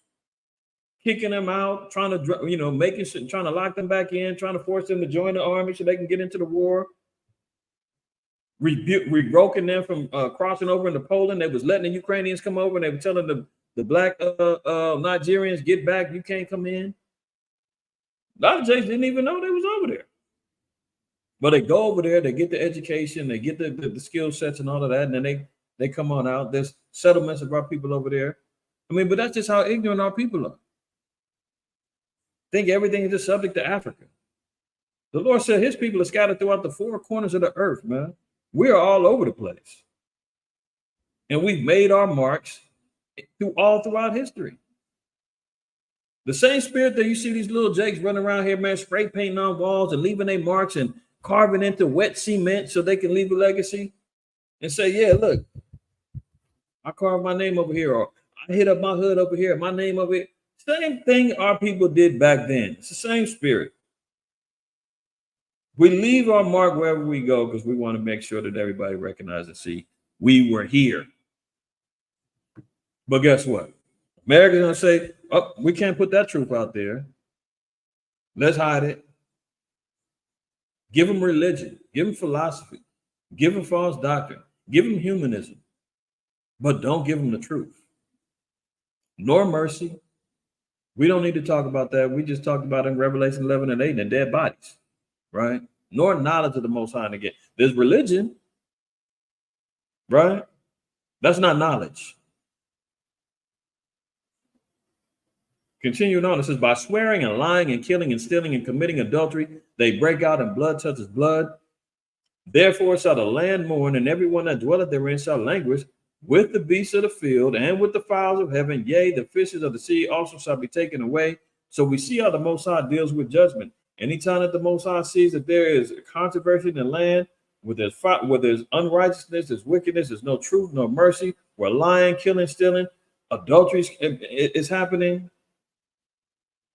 America is responsible for all of the above.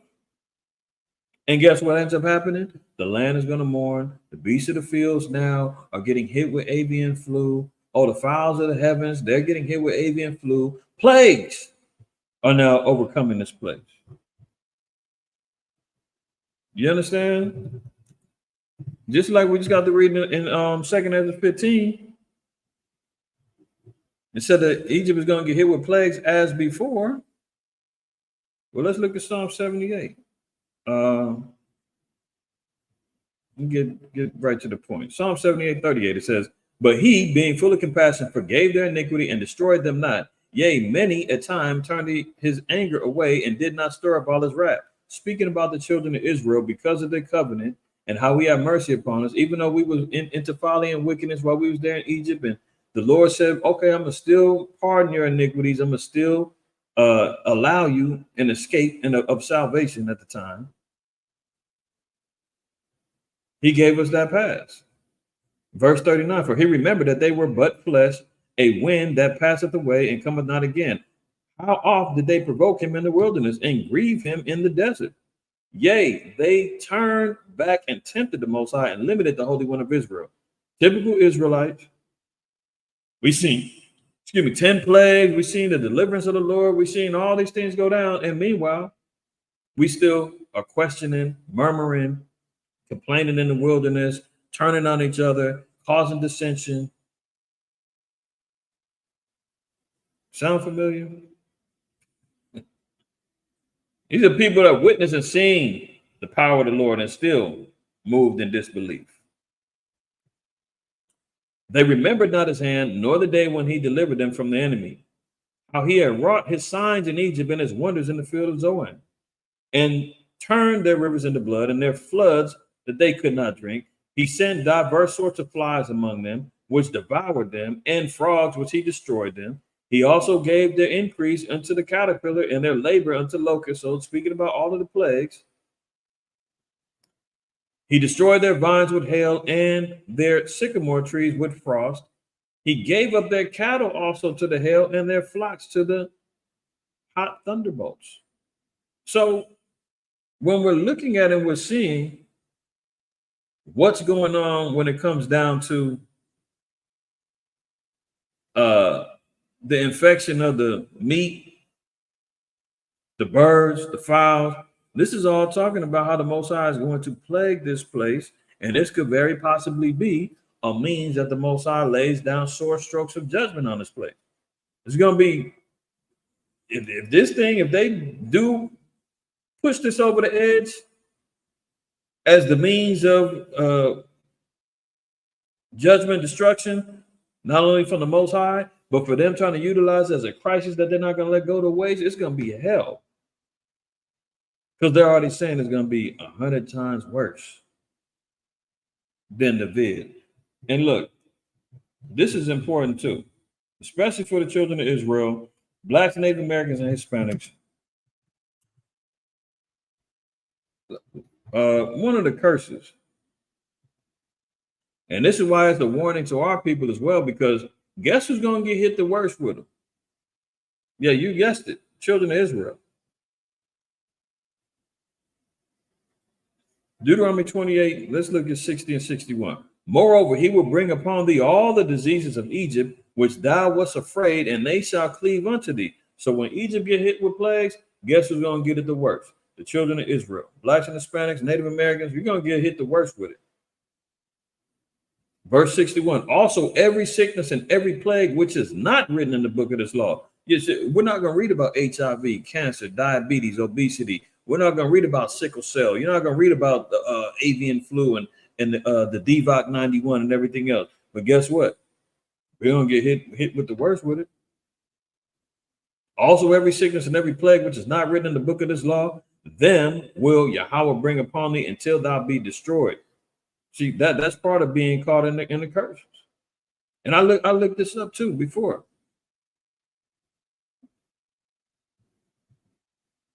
To show and prove how the Most High is real.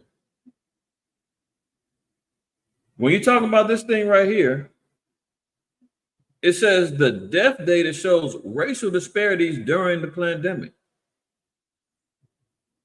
While non-Hispanic white people accounted for nearly 2/3 of all deaths nationwide, the non-Hispanic, Native American, and Black populations died at a disproportionately higher rates. Hello? Play with them if you want to. Play with them if you want to. So people, you can look at the stats and you can say, no, more white people died from it than you guys did. No. Let's look real quick. Over 1 million people died in the US from the thing. And mind you, this is an article from 2022. So the numbers have been probably increased since then. Let me get right to the point. The non-Hispanic white population accounts for nearly 2/3 of the deaths, but makes up less than 60% of the population. So here's Esau. You look at their numbers, okay. Almost 60% of them got hit up. Then you say Hispanics, they was next. Up to 18% got hit. How about black folks? 14%, right? So forth and so on.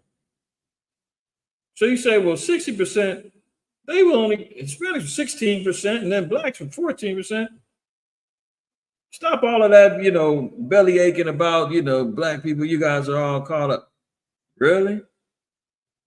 See, the difference is per capita.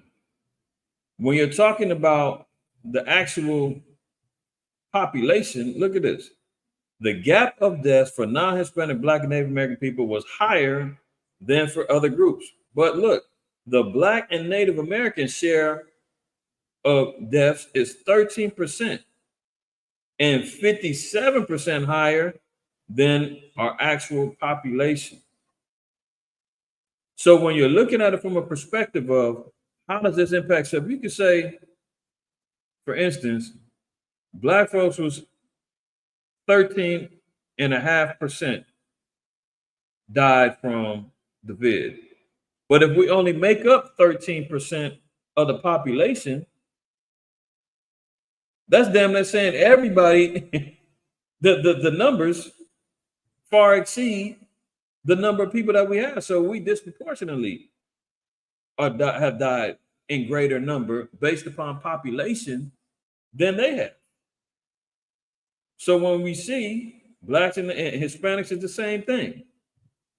If we're just talking about percentages of numbers per capita, it's just the same way they say it's more white people. Black people keep talking about, everybody's on welfare. There's more white people on government assistance, EBT, and everything else than there is black and Hispanics. But why? Because there's more of them. So when there's less of us, but we got a higher number of percentages of deaths based upon the number of people, you damn right we're disproportionately getting hit. There is a disparity. Bottom line, blacks and Hispanics, Native Americans got hit and died more than white people based upon the per capita percentages of our population. All right. So who's going to get hit the worst? If this thing goes bad, if the children of Israel don't repent, you're going to see a lot of our people, family, friend, everybody going to get hit. If they don't repent. You understand? So let's continue on. Look at this. Now, this is a damn shame. Haiti protesters raised Russian flag and begged Putin's military to save them from gangs. Out of the frying pan into the fryer, man. So we don't want American aid no more. We want another white man to save us. We want a new white zaddy. Didn't they do that over there in Niger? Remember that over there in Niger in Africa? They rebelled against the French monarchy over there, man, and the puppet leaders that they got over there, and they had a whole coup, jump off over there, and they was out there in the streets protesting, talking about we want Putin. Black folks, man, love they damn oppressors, man.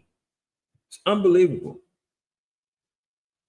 Isaiah 30:1 says, "Woe to the rebellious children, saith Yahweh, that take counsel, but not of me, that cover with the covering, but not of my spirit, that they may add sin to sin." See, they only looking for a new white zaddy to save them. because they think they're going to be able to continue on in their evils and their wickedness. No. Begging. Did I read that right? Did you read that right? Haiti protesters raise Russian flag and beg Putin's military to save them from themselves, man. Back to Isaiah, it says that walk to go down into Egypt and have not asked at my mouth to strengthen themselves in the strength of Pharaoh and to trust in the shadow of Egypt. Therefore, shall the strength of Pharaoh be your shame and the trust in the shadow of Egypt your confusion. This is what happens when they sit back and they trust in oppression. They trust in the so-called white man, begging them to save them. Let's drop down. You know what? Yeah, let's start down. We're going to read verse 9. It says that this is a rebellious people, lying children, children that will not hear the law of the Lord. This is why they're over there. Haiti is the most impoverished country in the Western Hemisphere. They're eating mud cookies over there. Complete upheaval and uproar. Dissidence and sedition all over the place. Complete collapse. Kill or be killed. Mob rule. And instead of looking to the Most High to save them, instead of trying to figure out how can they get better as a people, they look to the white man to save them. But that's one of the curses. The Most High said you're going to go to your enemy in want of all things. You even want peace from him. Even begging him for peace to save him, man, save our economy, bring peace over here, get us out of here. I mean, we need jobs, we need food, we need money, we need arms, we need protection. Deuteronomy 20:45. Moreover, no, look. Where's that one?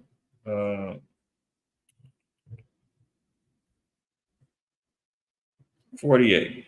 Therefore shalt thou serve thy enemies, which Yahweh shall send against thee in hunger and in thirst and in nakedness and in want of all things. He shall put a yoke of iron upon thy neck until he have destroyed thee. So this is part of the curses. The Lord said, we're going to serve our enemies. So whether we, the Haitians over here saying America's enemy, we don't want nothing from America. But meanwhile, you go to another white man who don't love you either and say, oh, well, we're going to, either way, you're going to serve your enemy. You understand? The Lord sent them against us in hunger and in thirst and in nakedness. So food, clothing, shelter, whatever we want, we got to go to him for it. It says, and in want of all things. You want Russia, they over there waving Russian flags, saying they want Putin to come over there and save them. You want peace, you want stability, you want, food, you want guns and weapons. You gotta go to him for it. Gotta go to him for it. Back over to Isaiah 30. Now, this is a rebellious people, lying children, children that will not hear the law of the Lord. So when you hear the prophets and of the Lord telling the people, look, you got to repent. You got to follow the law. The laws ain't going to feed my babies. The laws, I ain't got to keep them laws. The church told me that we're under grace. We're under the new covenant. We ain't got to do that no more. You guys are trying to put me under the curse of the law. You guys are trying to make my life difficult. I ain't doing that. I'm under the law of liberty. I'm under grace. Rebellious, lying children. I know the Lord. I know God. I got my own personal relationship with him. Yeah, I know righteousness. I read the Bible 3 times when I was in the pen. I know lying children. I know my nationality. I'm from Kemet, brother. What? Lying children. I know my nationality. I come from the great Aztec Empire. Lying children.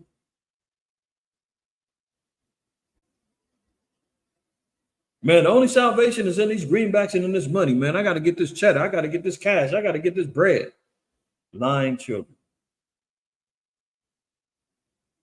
You guys got to get off of your ass and you got to get out here and vote. That's the only way we're going to turn things around. I got no sympathy for no Negro that want to sit on his butt and talk about change, but won't get up and go put your vote in. That's the only way that we're going to be liberated over here is if we vote another white man over here to rule over us with oppression and more lies and lying children that don't want to hear the law of the Lord. All we're saying is the key for us to get right, the key that's going to turn things back around for us is to follow the law, is to repent. That's what got us in this position. That's what's going to get us out of it. And they say, no, no, no. We don't want to hear that. Which say to the seers, see not, and to the prophets, prophesy not unto us right things. So our people, we don't want to hear the right things to do. What do we want to hear? Speak unto us smooth things and prophesy deceits. We want to hear lies. You want to hear religion. You want to hear you want to hear everything's going to be all right. You want to hear that, oh, guess what? If you go over there, you endorse Putin, he's going to come over there with the white and red and blue, their version of the red, white, and blue flag, and come save you. You want to hear the lies. Get you out of the way, turn aside out the path, cause the Holy One of Israel to cease from report. You don't want the Holy One of Israel. You don't want Yahweh. You want Vishnu. You want Krishna. You want Isis. You want Ra. You want you want Geritol, slow Biden, Geritol Joe to come save you. You want to make America great again. You want Trump to save you. You don't want the Holy One of Israel. Our people don't want it.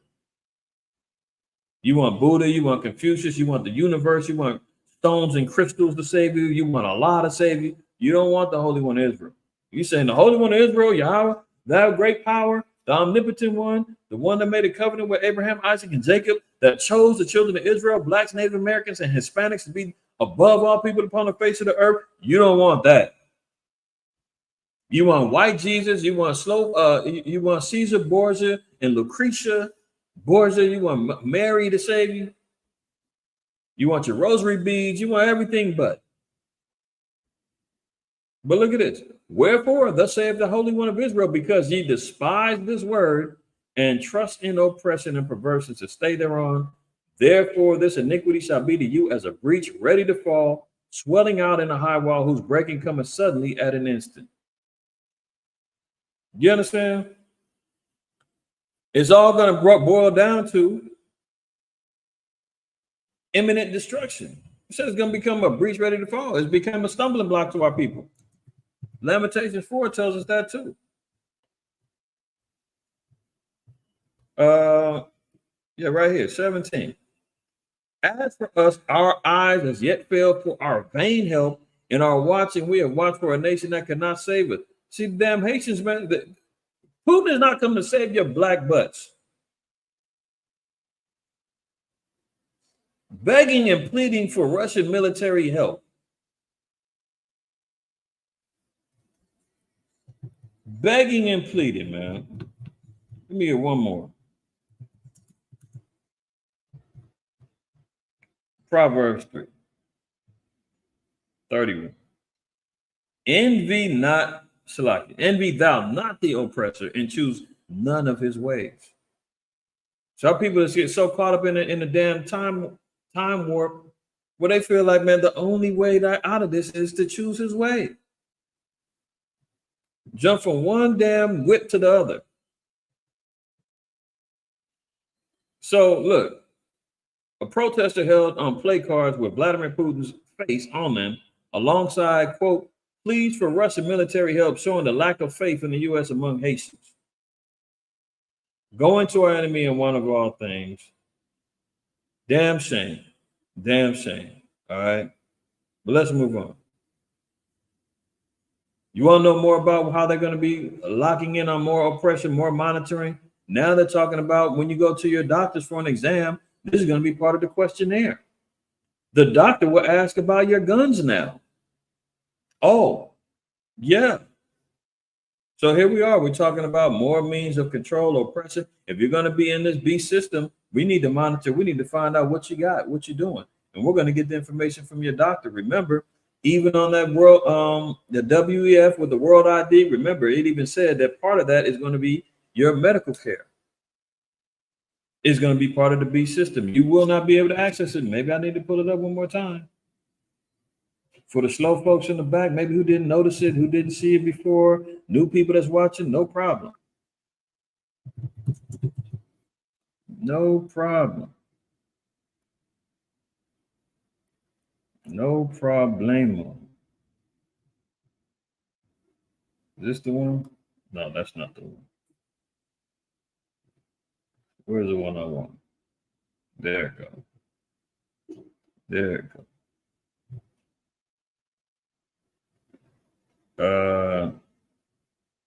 Right here at the top. Part of your digital ID for users to access insurance, treatment, to monitor health devices, wearables for care providers to demonstrate their qualifications. Right? Notice this, everything, even telecommunications, it's all going to be based upon QR codes. You notice that's the new thing now. You go into restaurants, oh, you scan the QR code to get the menu. Scan the QR code to access this. That, you know what I'm saying? They're already transforming that into a means of, everything is already based on convenience. But meanwhile, it's all part of the B system of tracking, tracing, monitoring everything that we do. So your healthcare now, they're going to synthesize that into a means of tracking and tracing. And guess who's going to be on board? Doctor No Good, physicians of no value, based upon Proverbs, so like Job 13:4. And don't get me wrong, everybody has a need. I'm not saying don't go to the doctor. If you got to trust the doctor, go. You know, the scriptures tell us, man, health in good estate is above all riches, paraphrasing. So take care of yourselves, but at the same time, utilize, right methods to do so. But this is just an awareness to know this is where they're going to. A man comes to North Wales Health Hospital on Staten Island with a sprained ankle. Any allergies? The doctor asks. How many alcoholic drinks do you have each week? Do you have access to firearms inside or outside the home? This is all part of the questionnaire. That's what the doctor asks. If you've been to a doctor's visit, these are things that they're gonna ask you. But one that they don't ask is, you got firearms inside or outside the home? Yeah, they ask you, do you smoke? Do you drink? How often are you working out? But now, why do they want to? Why does the doctor need to know whether or not you've got firearms in your home?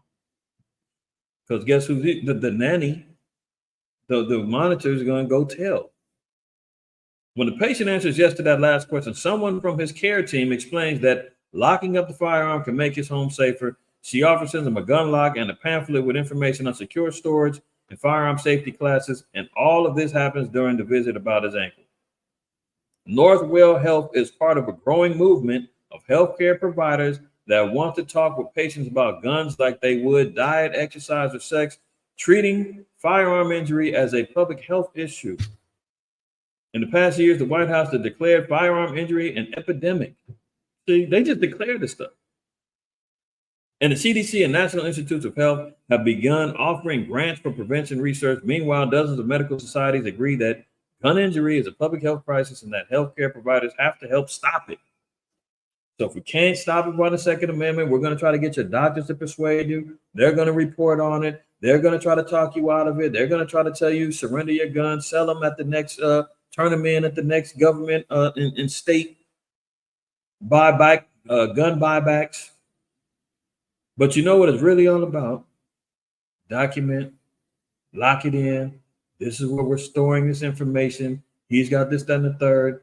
Lord knows here in California,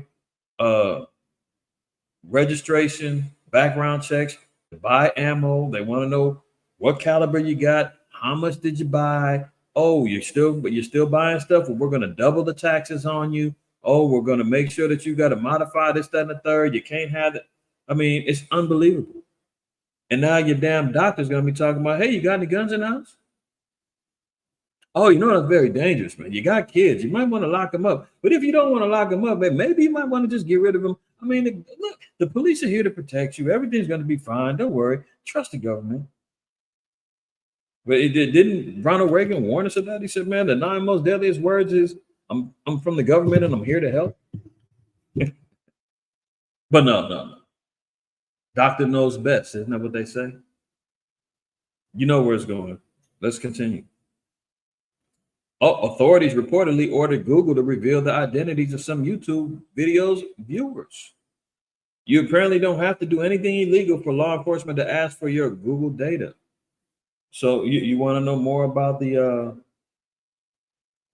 monitoring, Big Brother, subpoenaing information Now that they want to know, what are you watching? Oh, you've been watching them Israelites, huh? Oh, you've been watching this video. You've been watching that video about how to incite a rebellion. What had the history of this? And, who knows what. This is why the damn algorithms is trying to cater your watching so they can make an easier list. Everything that you've been watching. Oh yeah, he loves this. She loves that. Oh, they're heavily involved with this Israelite. Oh, you see where it's going. Federal authorities in the U.S. ask Google for the names, addresses, telephone numbers, and user activity of the accounts that watch certain YouTube videos between January 1st and January 8th of 2023. According to unsealed court documents viewed by Forbes, people who watched those videos while they weren't logged into an account, weren't safe either, because the government also asked for their IP addresses. So you say, well, I'm watching it, indiscriminately on YouTube as a guest. I'm not even on my account. They don't give a damn. They're surrendering the IP address of your computer, your phone, tracking every damn thing. They're trying to make sure if you're considered a threat. Remember, what was it? Last year they had a shared article that Slow Biden and them, because of the so-called January 6th thing, they wanted anybody who was buying Bibles considered a threat. Y'all remember that? Oh, what are they watching? Oh, you're one of those black identity extremists, huh? Oh, you seen the videos about Putin and Black history and the iconography over there in Russia. Oh, you're continually digging. You're trying to find the truth. Oh, we need to get that IP address. Let's monitor whatever else they watch. Oh, yeah, they're part of that religious cult. The Black Hebrew Israel. Oh, you're part of them. Oh, yeah, those guys, we've been had them.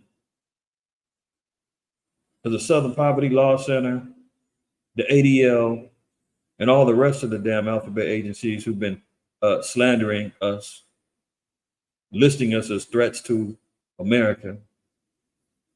Oh, we're going to watch you.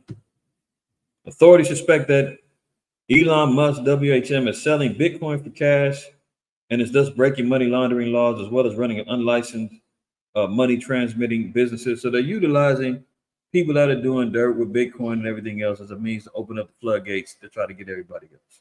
So, I'm not going to read all of this, but just know that just like we've seen in Canada, the laws that they're changing about so-called free speech, hate speech, life sentences, if you get convicted, it's all boiling down over here too. So if you're wondering why your favorite YouTuber or Israelite content creator, their channels are getting suspended and deleted and taken off and shadow banned and messed with, and you ain't getting notified, you might want to figure out. All right.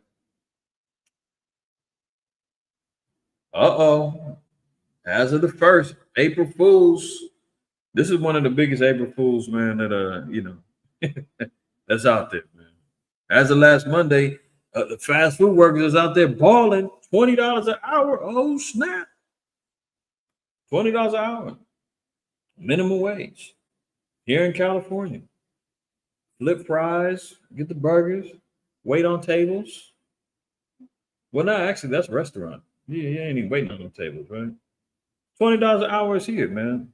But that just lets you know the inflation rate, the cost of living, and where we're at now in California, that 10 years ago or more, minimum wage was $10.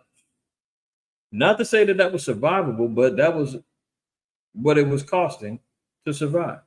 Now we're looking at $20 an hour, and people are still struggling to make ends meet. You think that's okay? Remember that congresswoman here in California was talking about it needs to be $50 an hour. I mean, hell, why not make it $100 an hour? It's only going to show how bad it is. But look, here's the illusion, though. Taco Bell, Pizza Hut are going AI first. Yum's new tech chief says. So although they're raising up the minimum wage, they're also heavily investing in preparing for the replacements.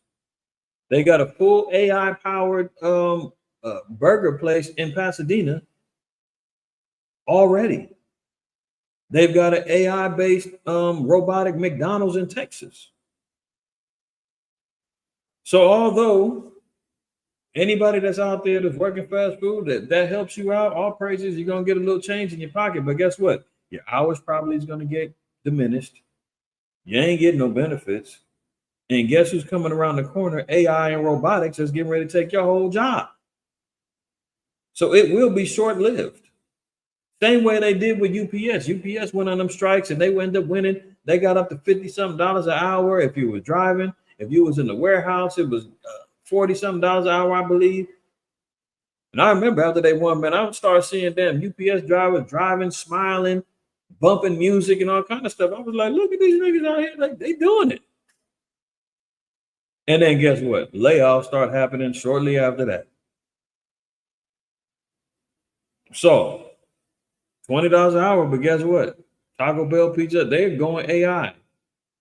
Look at this. Ready or not, self-driving semi-trucks are coming up America's highways. So the trucking industry, they're getting ready to hit them with self-driving trucks. You said, well, I'm an independent truck driver, man. I'm out here making my...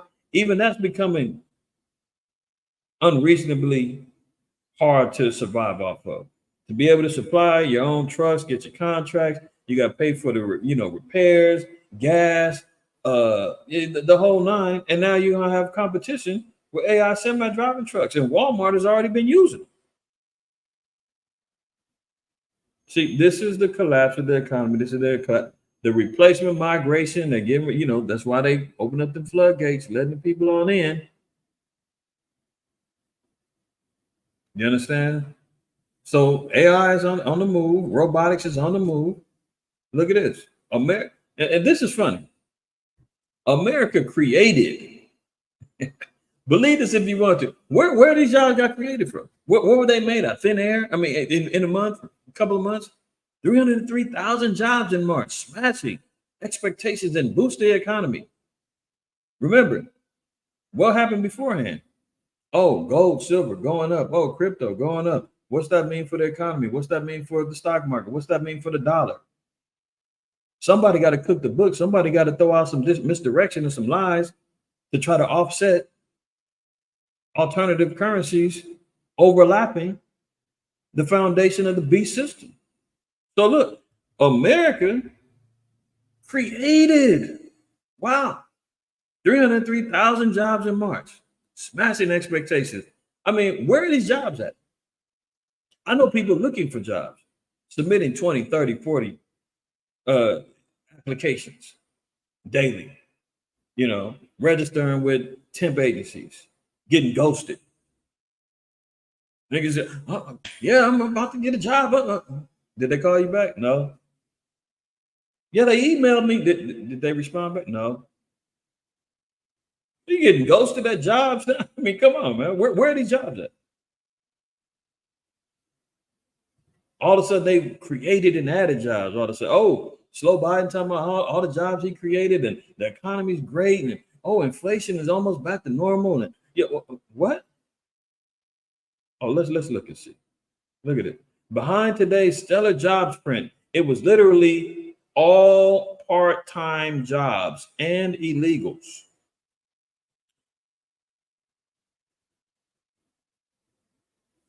All part. Yep, you jumping the gun, Elder, but I'm with you. I'm about to show that in a second. You in the spirit. All praises. Look, behind the stellar jobs print, all the jobs were part-time jobs. Now, that's in order for you to add to your 9 to 5, or so that you can get a second part-time job or a third part-time job, killing yourself just to live. And if there wasn't that, the jobs are going to quote unquote illegals. So who was getting the jobs and the type of jobs did not apply for the regular Joe Schmo that's been over here laboring in spiritual Egypt, trying to get on his feet because he got laid off last year. She got laid off earlier this month. You dig what I'm saying? It's smoke and mirrors. First things first, unlike the last 2 months where both when both January and February jobs print were beyond ridiculously manipulated and goals seek to pass a terrible number as a strong one, the March print was not a complete disaster. To be sure, superficially, the March report was another artificially goal-seek blowout that guaranteed it would have zero credibility. With 303,000 payrolls added, which was a 4 sigma beat to the median estimate of 214,000 and above the highest Wall Street forecast, there is just one problem. The number of multiple sigma beats in recent months has been so high, the entire concept of beats has become laughable. But look at this. Job changes in March 2024. Part-time jobs is up 691,000. Full-time jobs is a minus 6,000. So they're bragging about how they're creating these new accounts, or creating all these new jobs. Meanwhile, they're all part-time jobs. Who can survive off a part-time job? Yeah, $20 an hour, great. But guess what? You're only going to get maybe 20 to 15 hours a week now. Those benefits that you needed for the for your babies and all that, when you was working full time at $15 an hour, that's gone now. Medical gone. You're going to have to go get Obamacare or Geritol Joe Care, whatever they calling it now,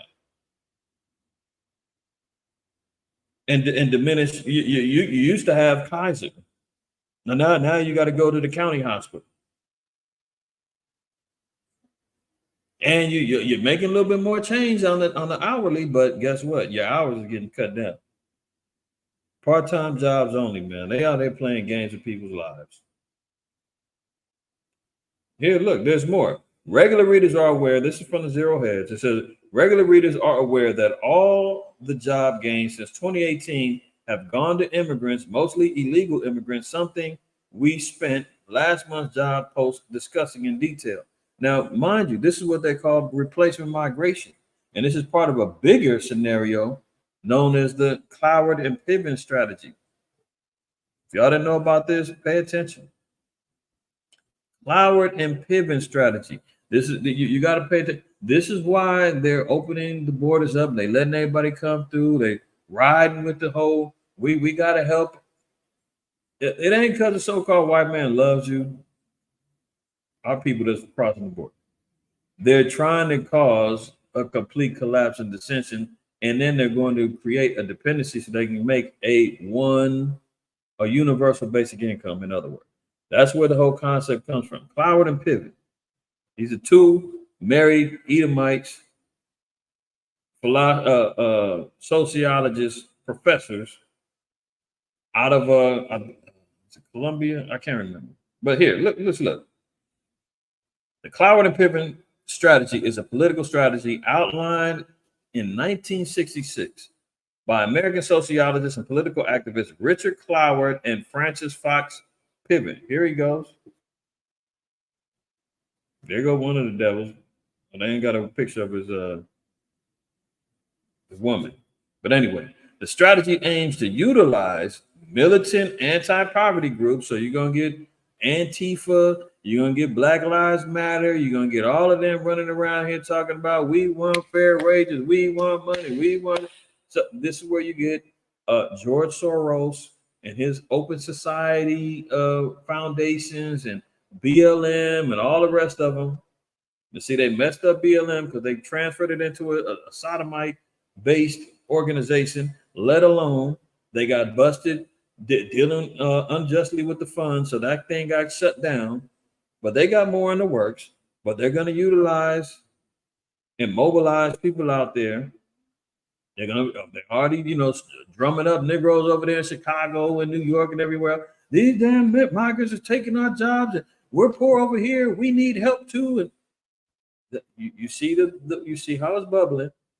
The strategy aims to utilize militant anti-poverty groups to facilitate a political crisis by overloading the welfare system via an increase in welfare claims, forcing the creation of a system of guaranteed income and redistributing income through the government.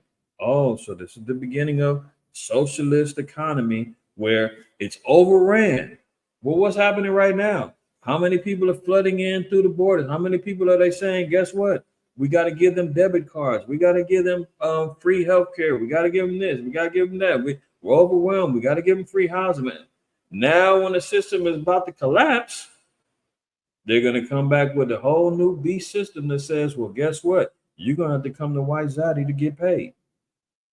We've got a universal basic income that is going to be based upon your digital identity. Hello? That's going to take care of all of your needs. You follow? Take care of all of your needs. And they've been plotting this since the 60s. When you see that 1965, the Immigration Act, all part of this plan. See, so they're open up the border. So they got brothers and sisters coming over here. And not only that, remember the Chinese is the biggest immigrants that's coming through. You got Ishmael coming through, the Arabs is coming through, Ukraine migrants is coming through. I mean, they all coming through, but they focus in on blacks and Hispanics, Haitians, the people from Sierra Leone, you know, West Africa. They focusing on all of them, saying that's the only problem. But meanwhile, all the rest of them is over here too. But they're coming in to throw some more weight on the plate until it breaks. See, look, strategy. Cloud and Pippen's article is focused on subversively compelling the Democratic Party. Well, who's in politics right? The Democratic Party. Who bought into it? Who's riding with it? The Democratic Party. Okay. Which in 1966 controlled the presidency in both houses of the United States Congress to redistribute income. And they say it's all to help the poor. Isn't that nice? They love you niggas so much they want to help you. Is that right? Okay. They stated that the full enrollment of those eligible for welfare will produce bureaucratic distribution of welfare agencies and fiscal distribution in local and state governments that would, quote, deepen existing divisions among elements in the big city Democratic coalition, the remaining white middle class, the working class ethnic groups, and the growing minority poor. How's it growing? Because guess who's coming to dinner?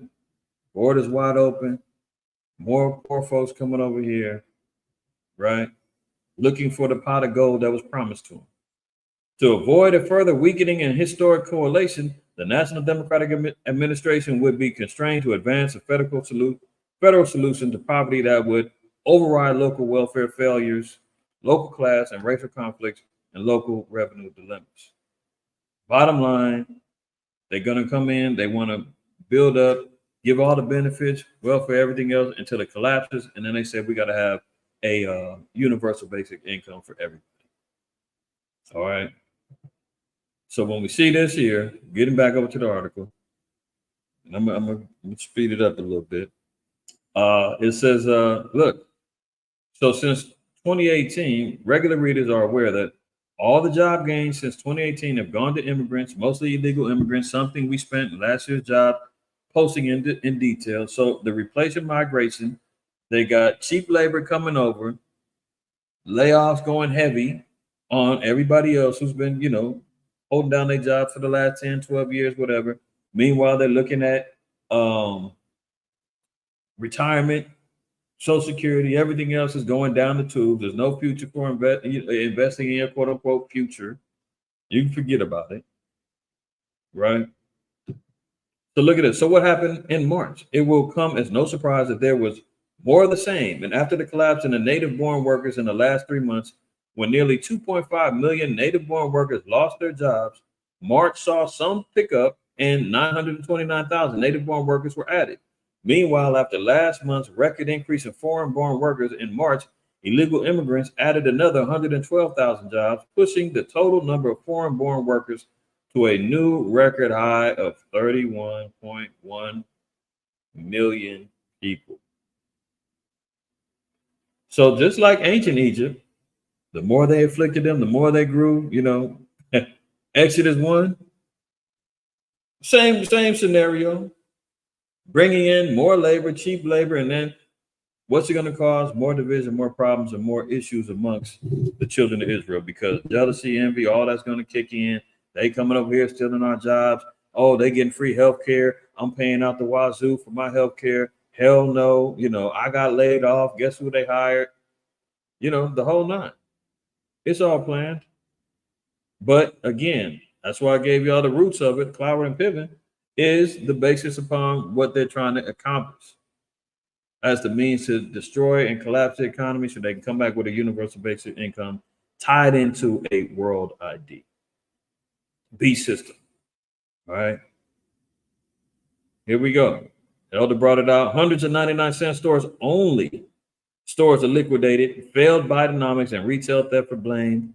So not only are we seeing the 99-cent stores are closing out and liquidating, but Dollar Generals, they were laying off as well.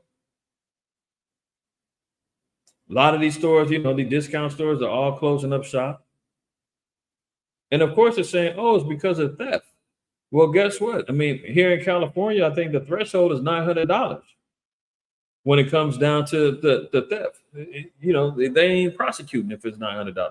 I was just in Ralph's last week at the checkout, and I'm hearing one of the little young dudes, man, he's bagging groceries or something, and he's yelling to security, hey, purple shirt, he can't be in here, purple shirt, purple shirt.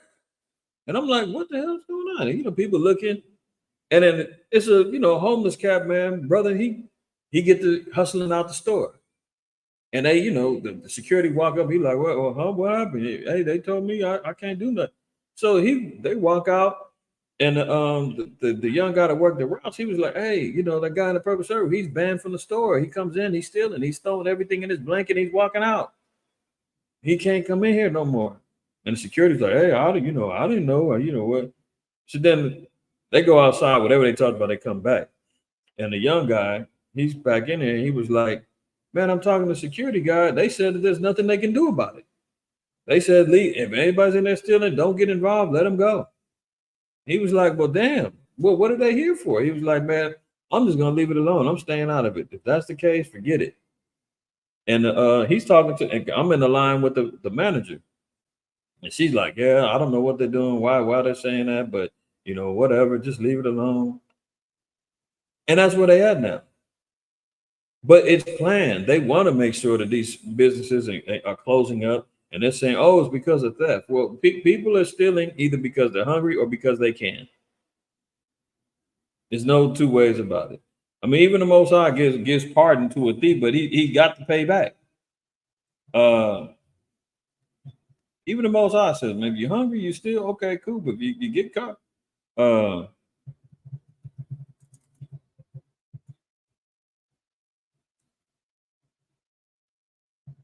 on. It's in Proverbs 6. Let me look at this. Let me look at the chapter. Hold on. Proverbs 6. See, 6 and 30. It says, men do not despise a thief if he steal to satisfy his soul when he is hungry. That's why when the Most High even dealt with the laws of agriculture, and he told us, when you got fruit trees and you got things, he said, don't glean it until it's completely empty. He said, we got to leave some for the poor. If something dropped on the ground, you're picking and pulling oranges, lemons, grapes, mangoes, whatever, and some of them drop on the ground. The Most High said, leave that on the ground for the poor. Don't pick it up off the ground, throw it into your basket, overload, and be like, man, that's money. I can't. No, you got to leave those things so that the poor can eat of our people. So the Most High said, men don't despise a thief if he still to satisfy his soul when he is hungry. But what? But if he be found, he shall restore sevenfold. He shall give all the substance of his house. So if he gets busted, he's got to pay back sevenfold. You stole one candy bar, you owe 7 back. You ain't got the money, well, you're going to have to work off the value of 7 candy bars. Whatever the case may be, that's how it goes. But the Most High even pardoned. He said, look, man, if you stole because you're hungry, okay, no problem. But guess what? You busted. Now come back and work it off. And everything's fine. Or pay it back when you got it. But you got to give back. Because that business can't suffer. It's got to give back so it can sustain itself. But the white man says, no, steal everything, collapse everything. Don't worry about it because we're going to come in. We're going to buy up that real estate property, that commercial real estate, pennies on the dollar. We're going to set up shop, you know, and completely cripple and collapse everything. So 99-cent stores are closing. Look at this. 1 million simulations, and there's been one verdict for the U.S. economy. Debt danger ahead. They've ran 1 million different AI-based simulations about the projections of America's economy. They all come down to one verdict. Collapse, debt danger, in trouble. So can you imagine? They ain't no getting around this thing, man. America is in trouble. So getting back to that slide, why are Americans so depressed? Look, what the future is bleak. I mean, when you look at it, look, Bank of America says imminent fiscal crisis is looming. Experts warn. There goes a witness. CEO Brian Moynihan and Giles Goines, Vice Dean of Wharton, warn of an impending fiscal crisis due to escalating U.S. national debt. They call for prioritizing debt payment, tightening fiscal policies, and a fundamental change in governmental budget management. And Slow Biden is running around here talking about everything's great. Geritol Joe is out here relieving people of student debt, but guess who's paying? Guess who got to pay for that? You didn't even go to school. I didn't even finish school. I didn't got no loans, but inflation, taxes, got to pay us something. America's not just wiping off tens of billions of dollars of debt. They got to pay that. They need that money back. $30+ trillion in debt. You think they can just say, oh, forget about it. Don't worry about it. You don't owe me nothing. It's straight. No. You gonna pay for it. We're gonna pay for it somehow, some way. The debt is too high, and they're looking for more reasons to print more money. You talk about collapse, fiscal crisis looming, yeah.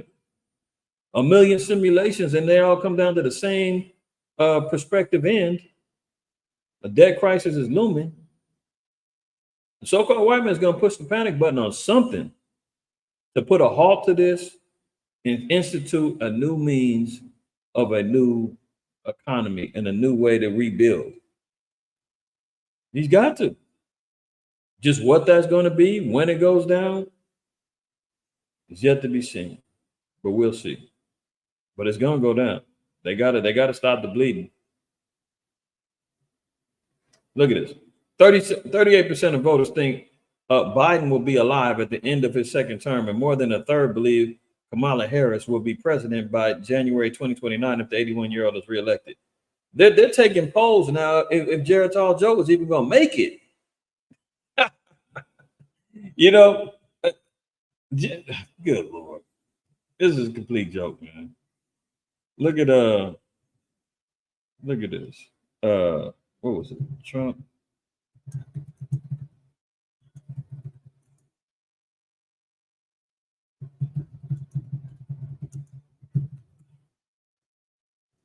Look at this.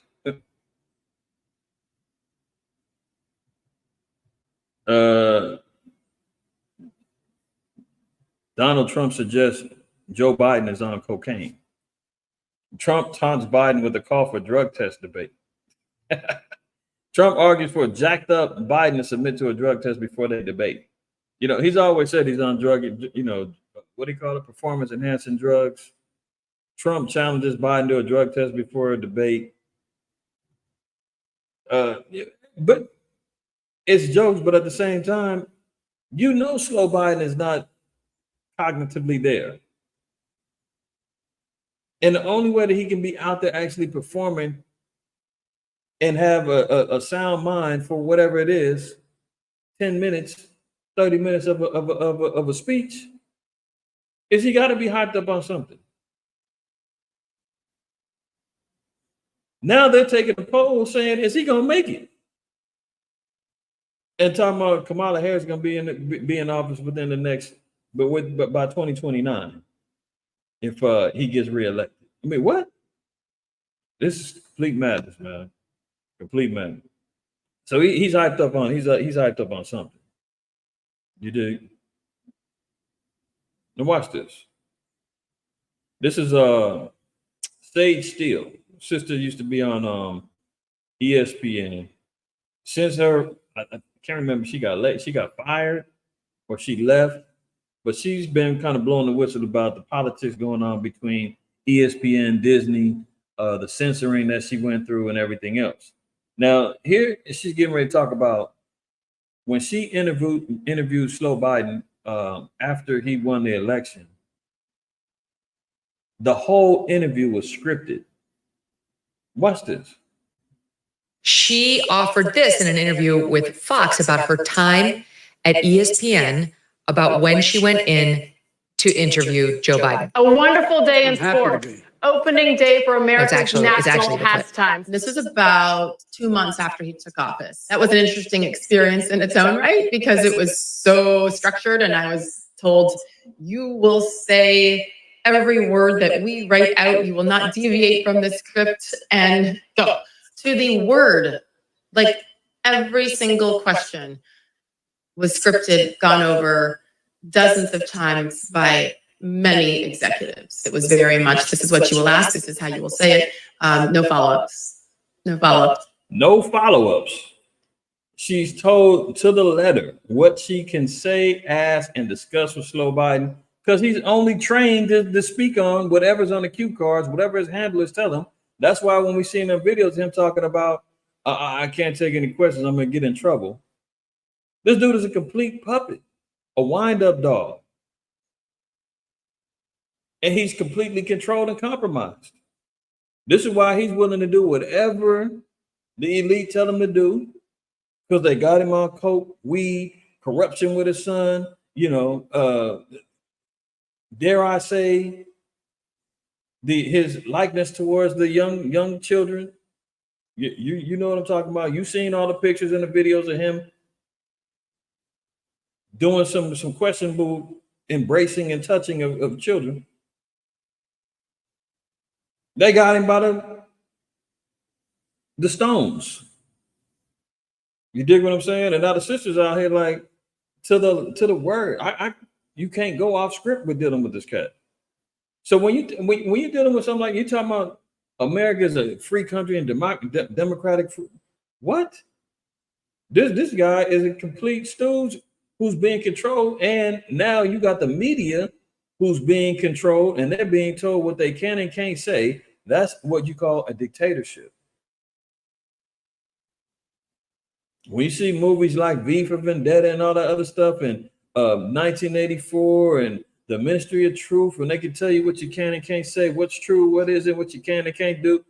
We're in it right now. Let me back it up one more time. Dozens of times by many executives. It was very much, this is what you will ask, this is how you will say it. No follow-ups. No follow-ups. Next. Can you imagine telling your journalist there will be no follow-ups in your interview with the President of the United States? Not to mention the scripting of her questions by executives.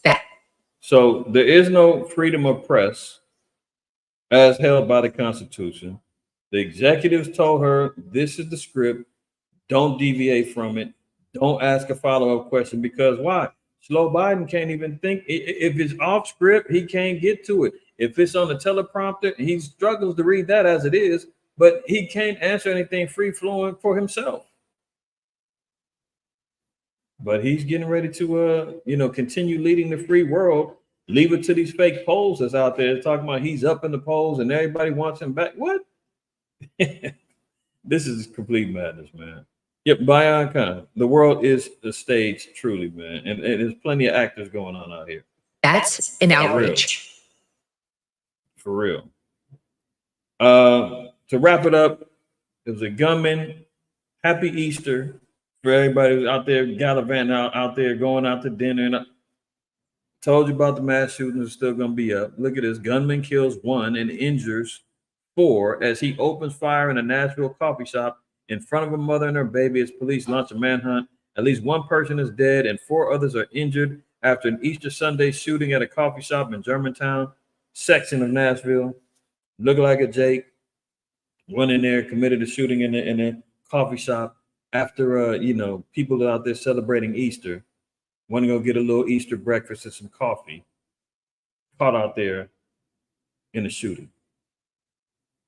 Now look at it. You want to know why Americans are so depressed? Look, cancer on campus. Over 150 students and staff at North Carolina University are diagnosed with a host of tumors, as officials find lecture halls and classrooms teeming with toxic chemicals.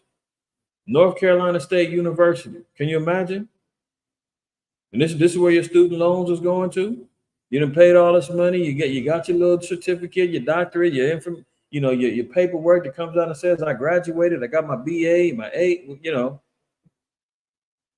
And you leave with damn cancer because the toxic chemicals is all in the lecture halls and in the classrooms. And then you sit back and wonder, is there really a plot to diminish? Is there a population control agenda? Over 150 cancer cases have been linked to a building in North Carolina State University.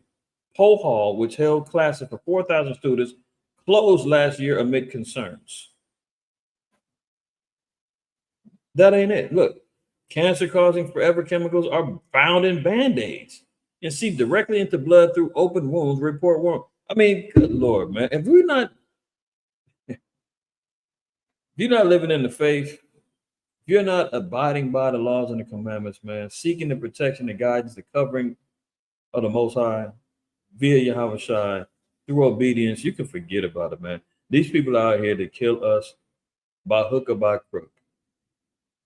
You're utilizing a Band-Aid to patch up a wound, and a Band-Aid could possibly give you a life-ending, cancer-causing chemical seeping right into your blood. That's why, I mean, even from the sanitary products, the tampons and all that for sisters, those have been hit with chemicals related to cancer. Now you can't even use a damn Band-Aid now. I mean, this is just unbelievable.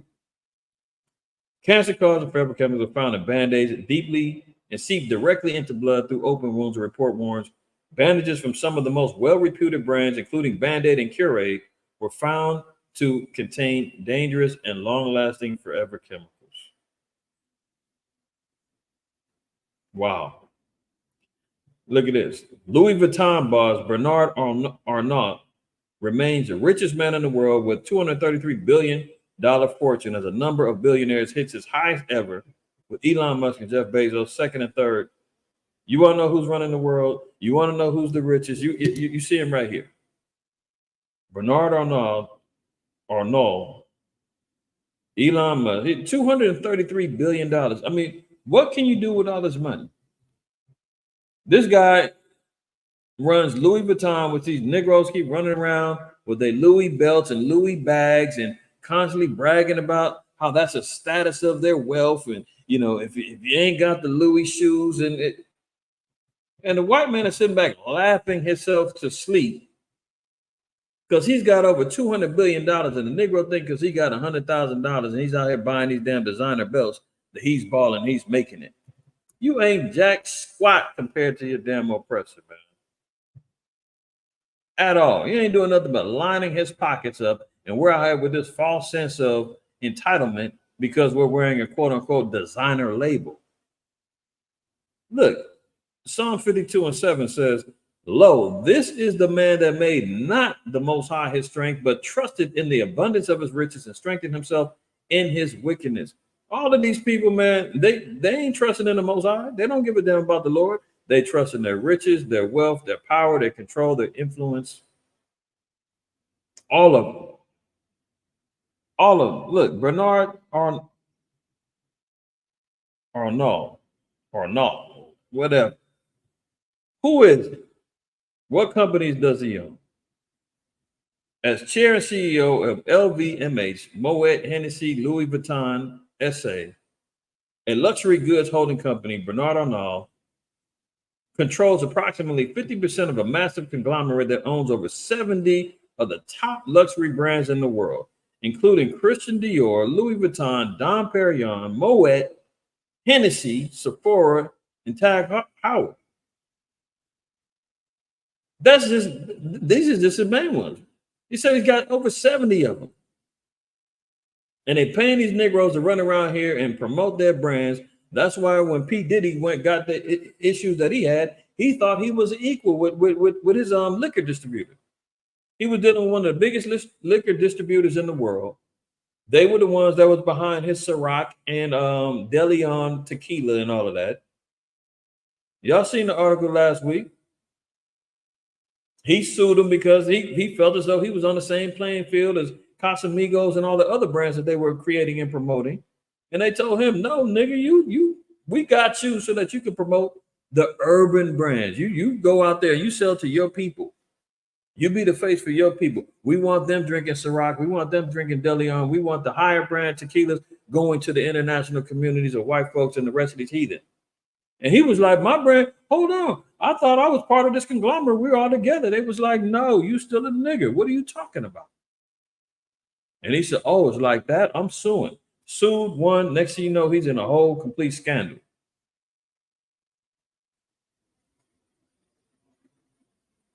That's because they ain't trusting in the Most High. They ain't trusting in the Lord. I mean, what are we talking about here?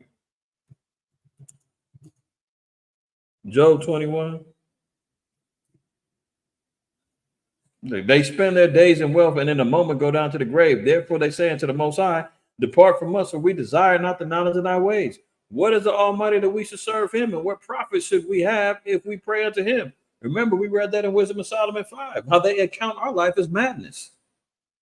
Oh, yeah, the niggas gonna go out there and wear a belt, but meanwhile, the pants is still hanging off their ass. What good is the belt then?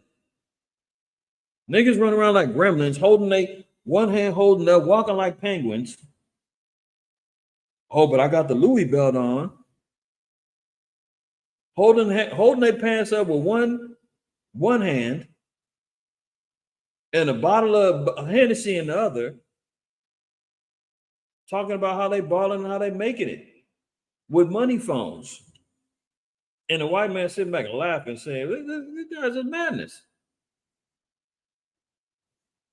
They're going to die without honor. Meanwhile, I'm laughing all the way to the bank. They got more money than they can account for, man. Look, Psalms even tell us that. Psalm 73. And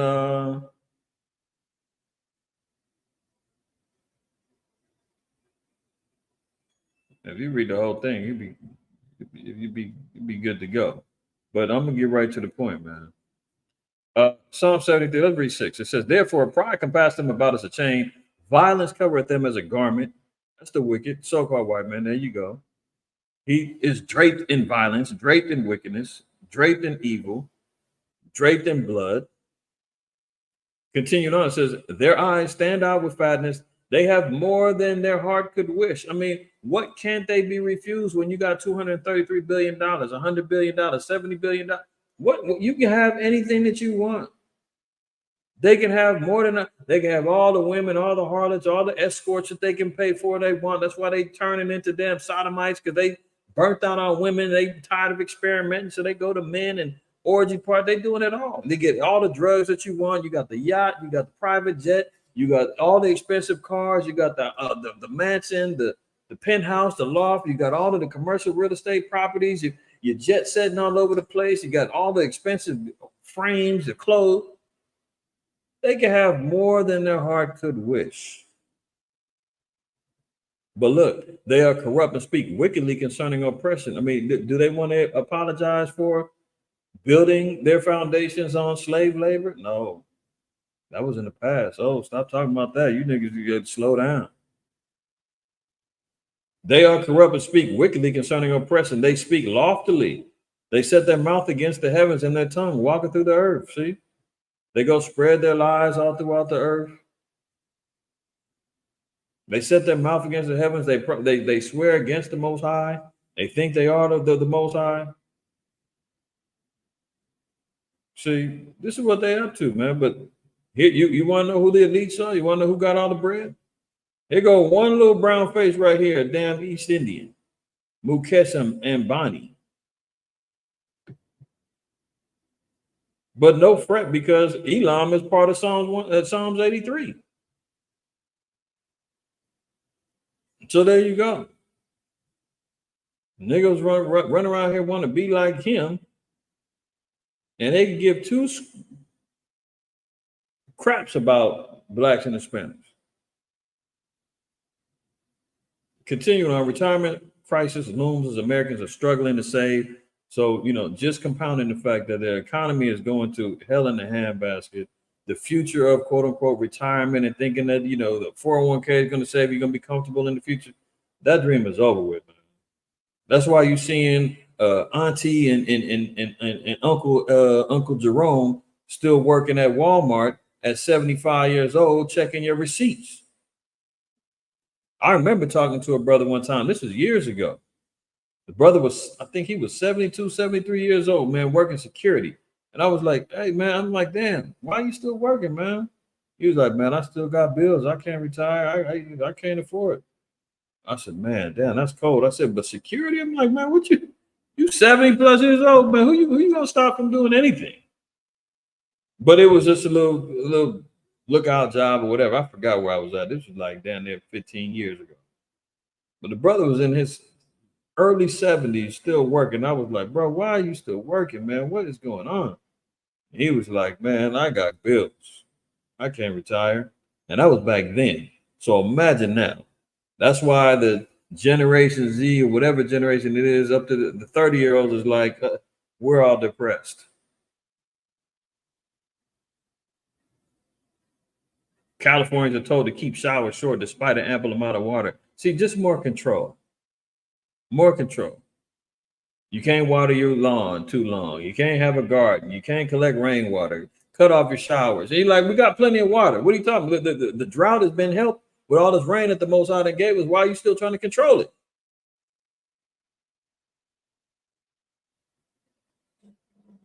Why is he still trying to control? Well, let's look at it. Lamentations 5. Where we at? Lamentations 5, real quick.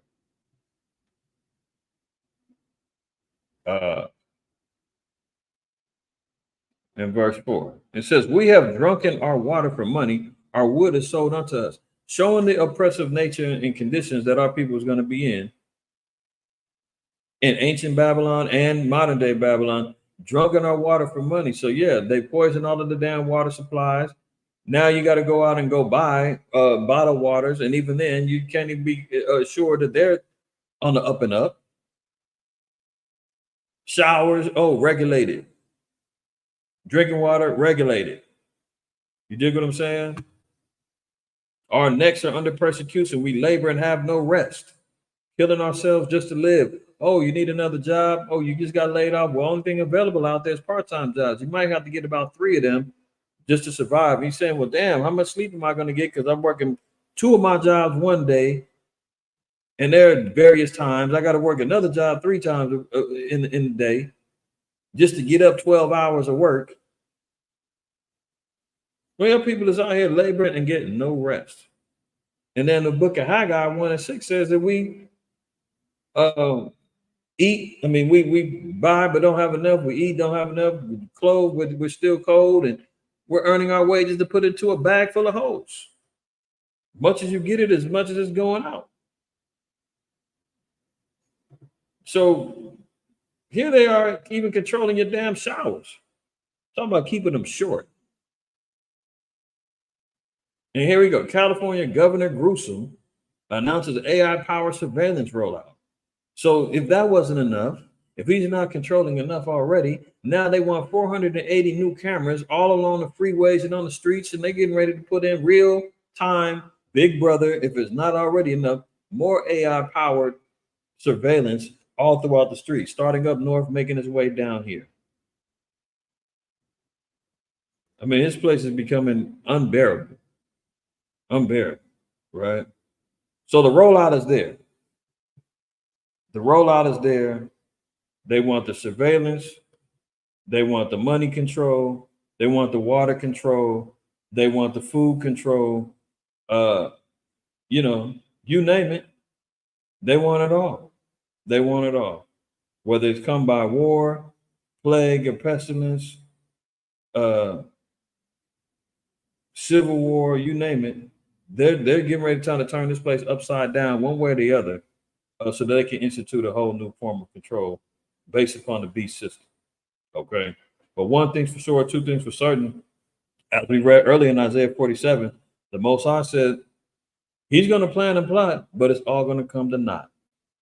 Right? So we give all praise, honor, and glory to the Most High, Yahweh, for that.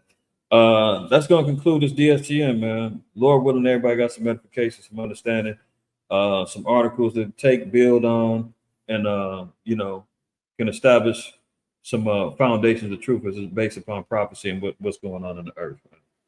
Shout out to everybody that's contributing, Bayan, Uziel, Aladad, Xena Warrior Prince. Oh, you like that Geritol Joe, man? You can have that.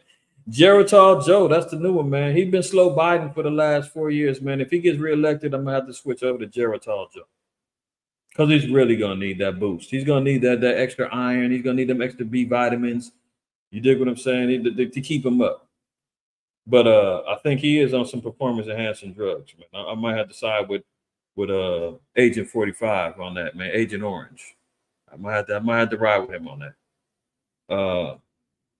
You had a question, Bayan, question for brothers in West Coast. Do you see more people going grocery shopping at 99 Dollar Tree general stores than actually grocery stores? You know what? To be honest with you, man, I see him in both. I see him in both. But you know what I do see in common? Is in both, EBT is getting swiped. EBT is getting swiped, that's for sure. Which, you know, some people, hey, if you need it, you got it, take it. But no, it's going to be weaponized as a means to collapse the cloud and pivot strategy. Know that.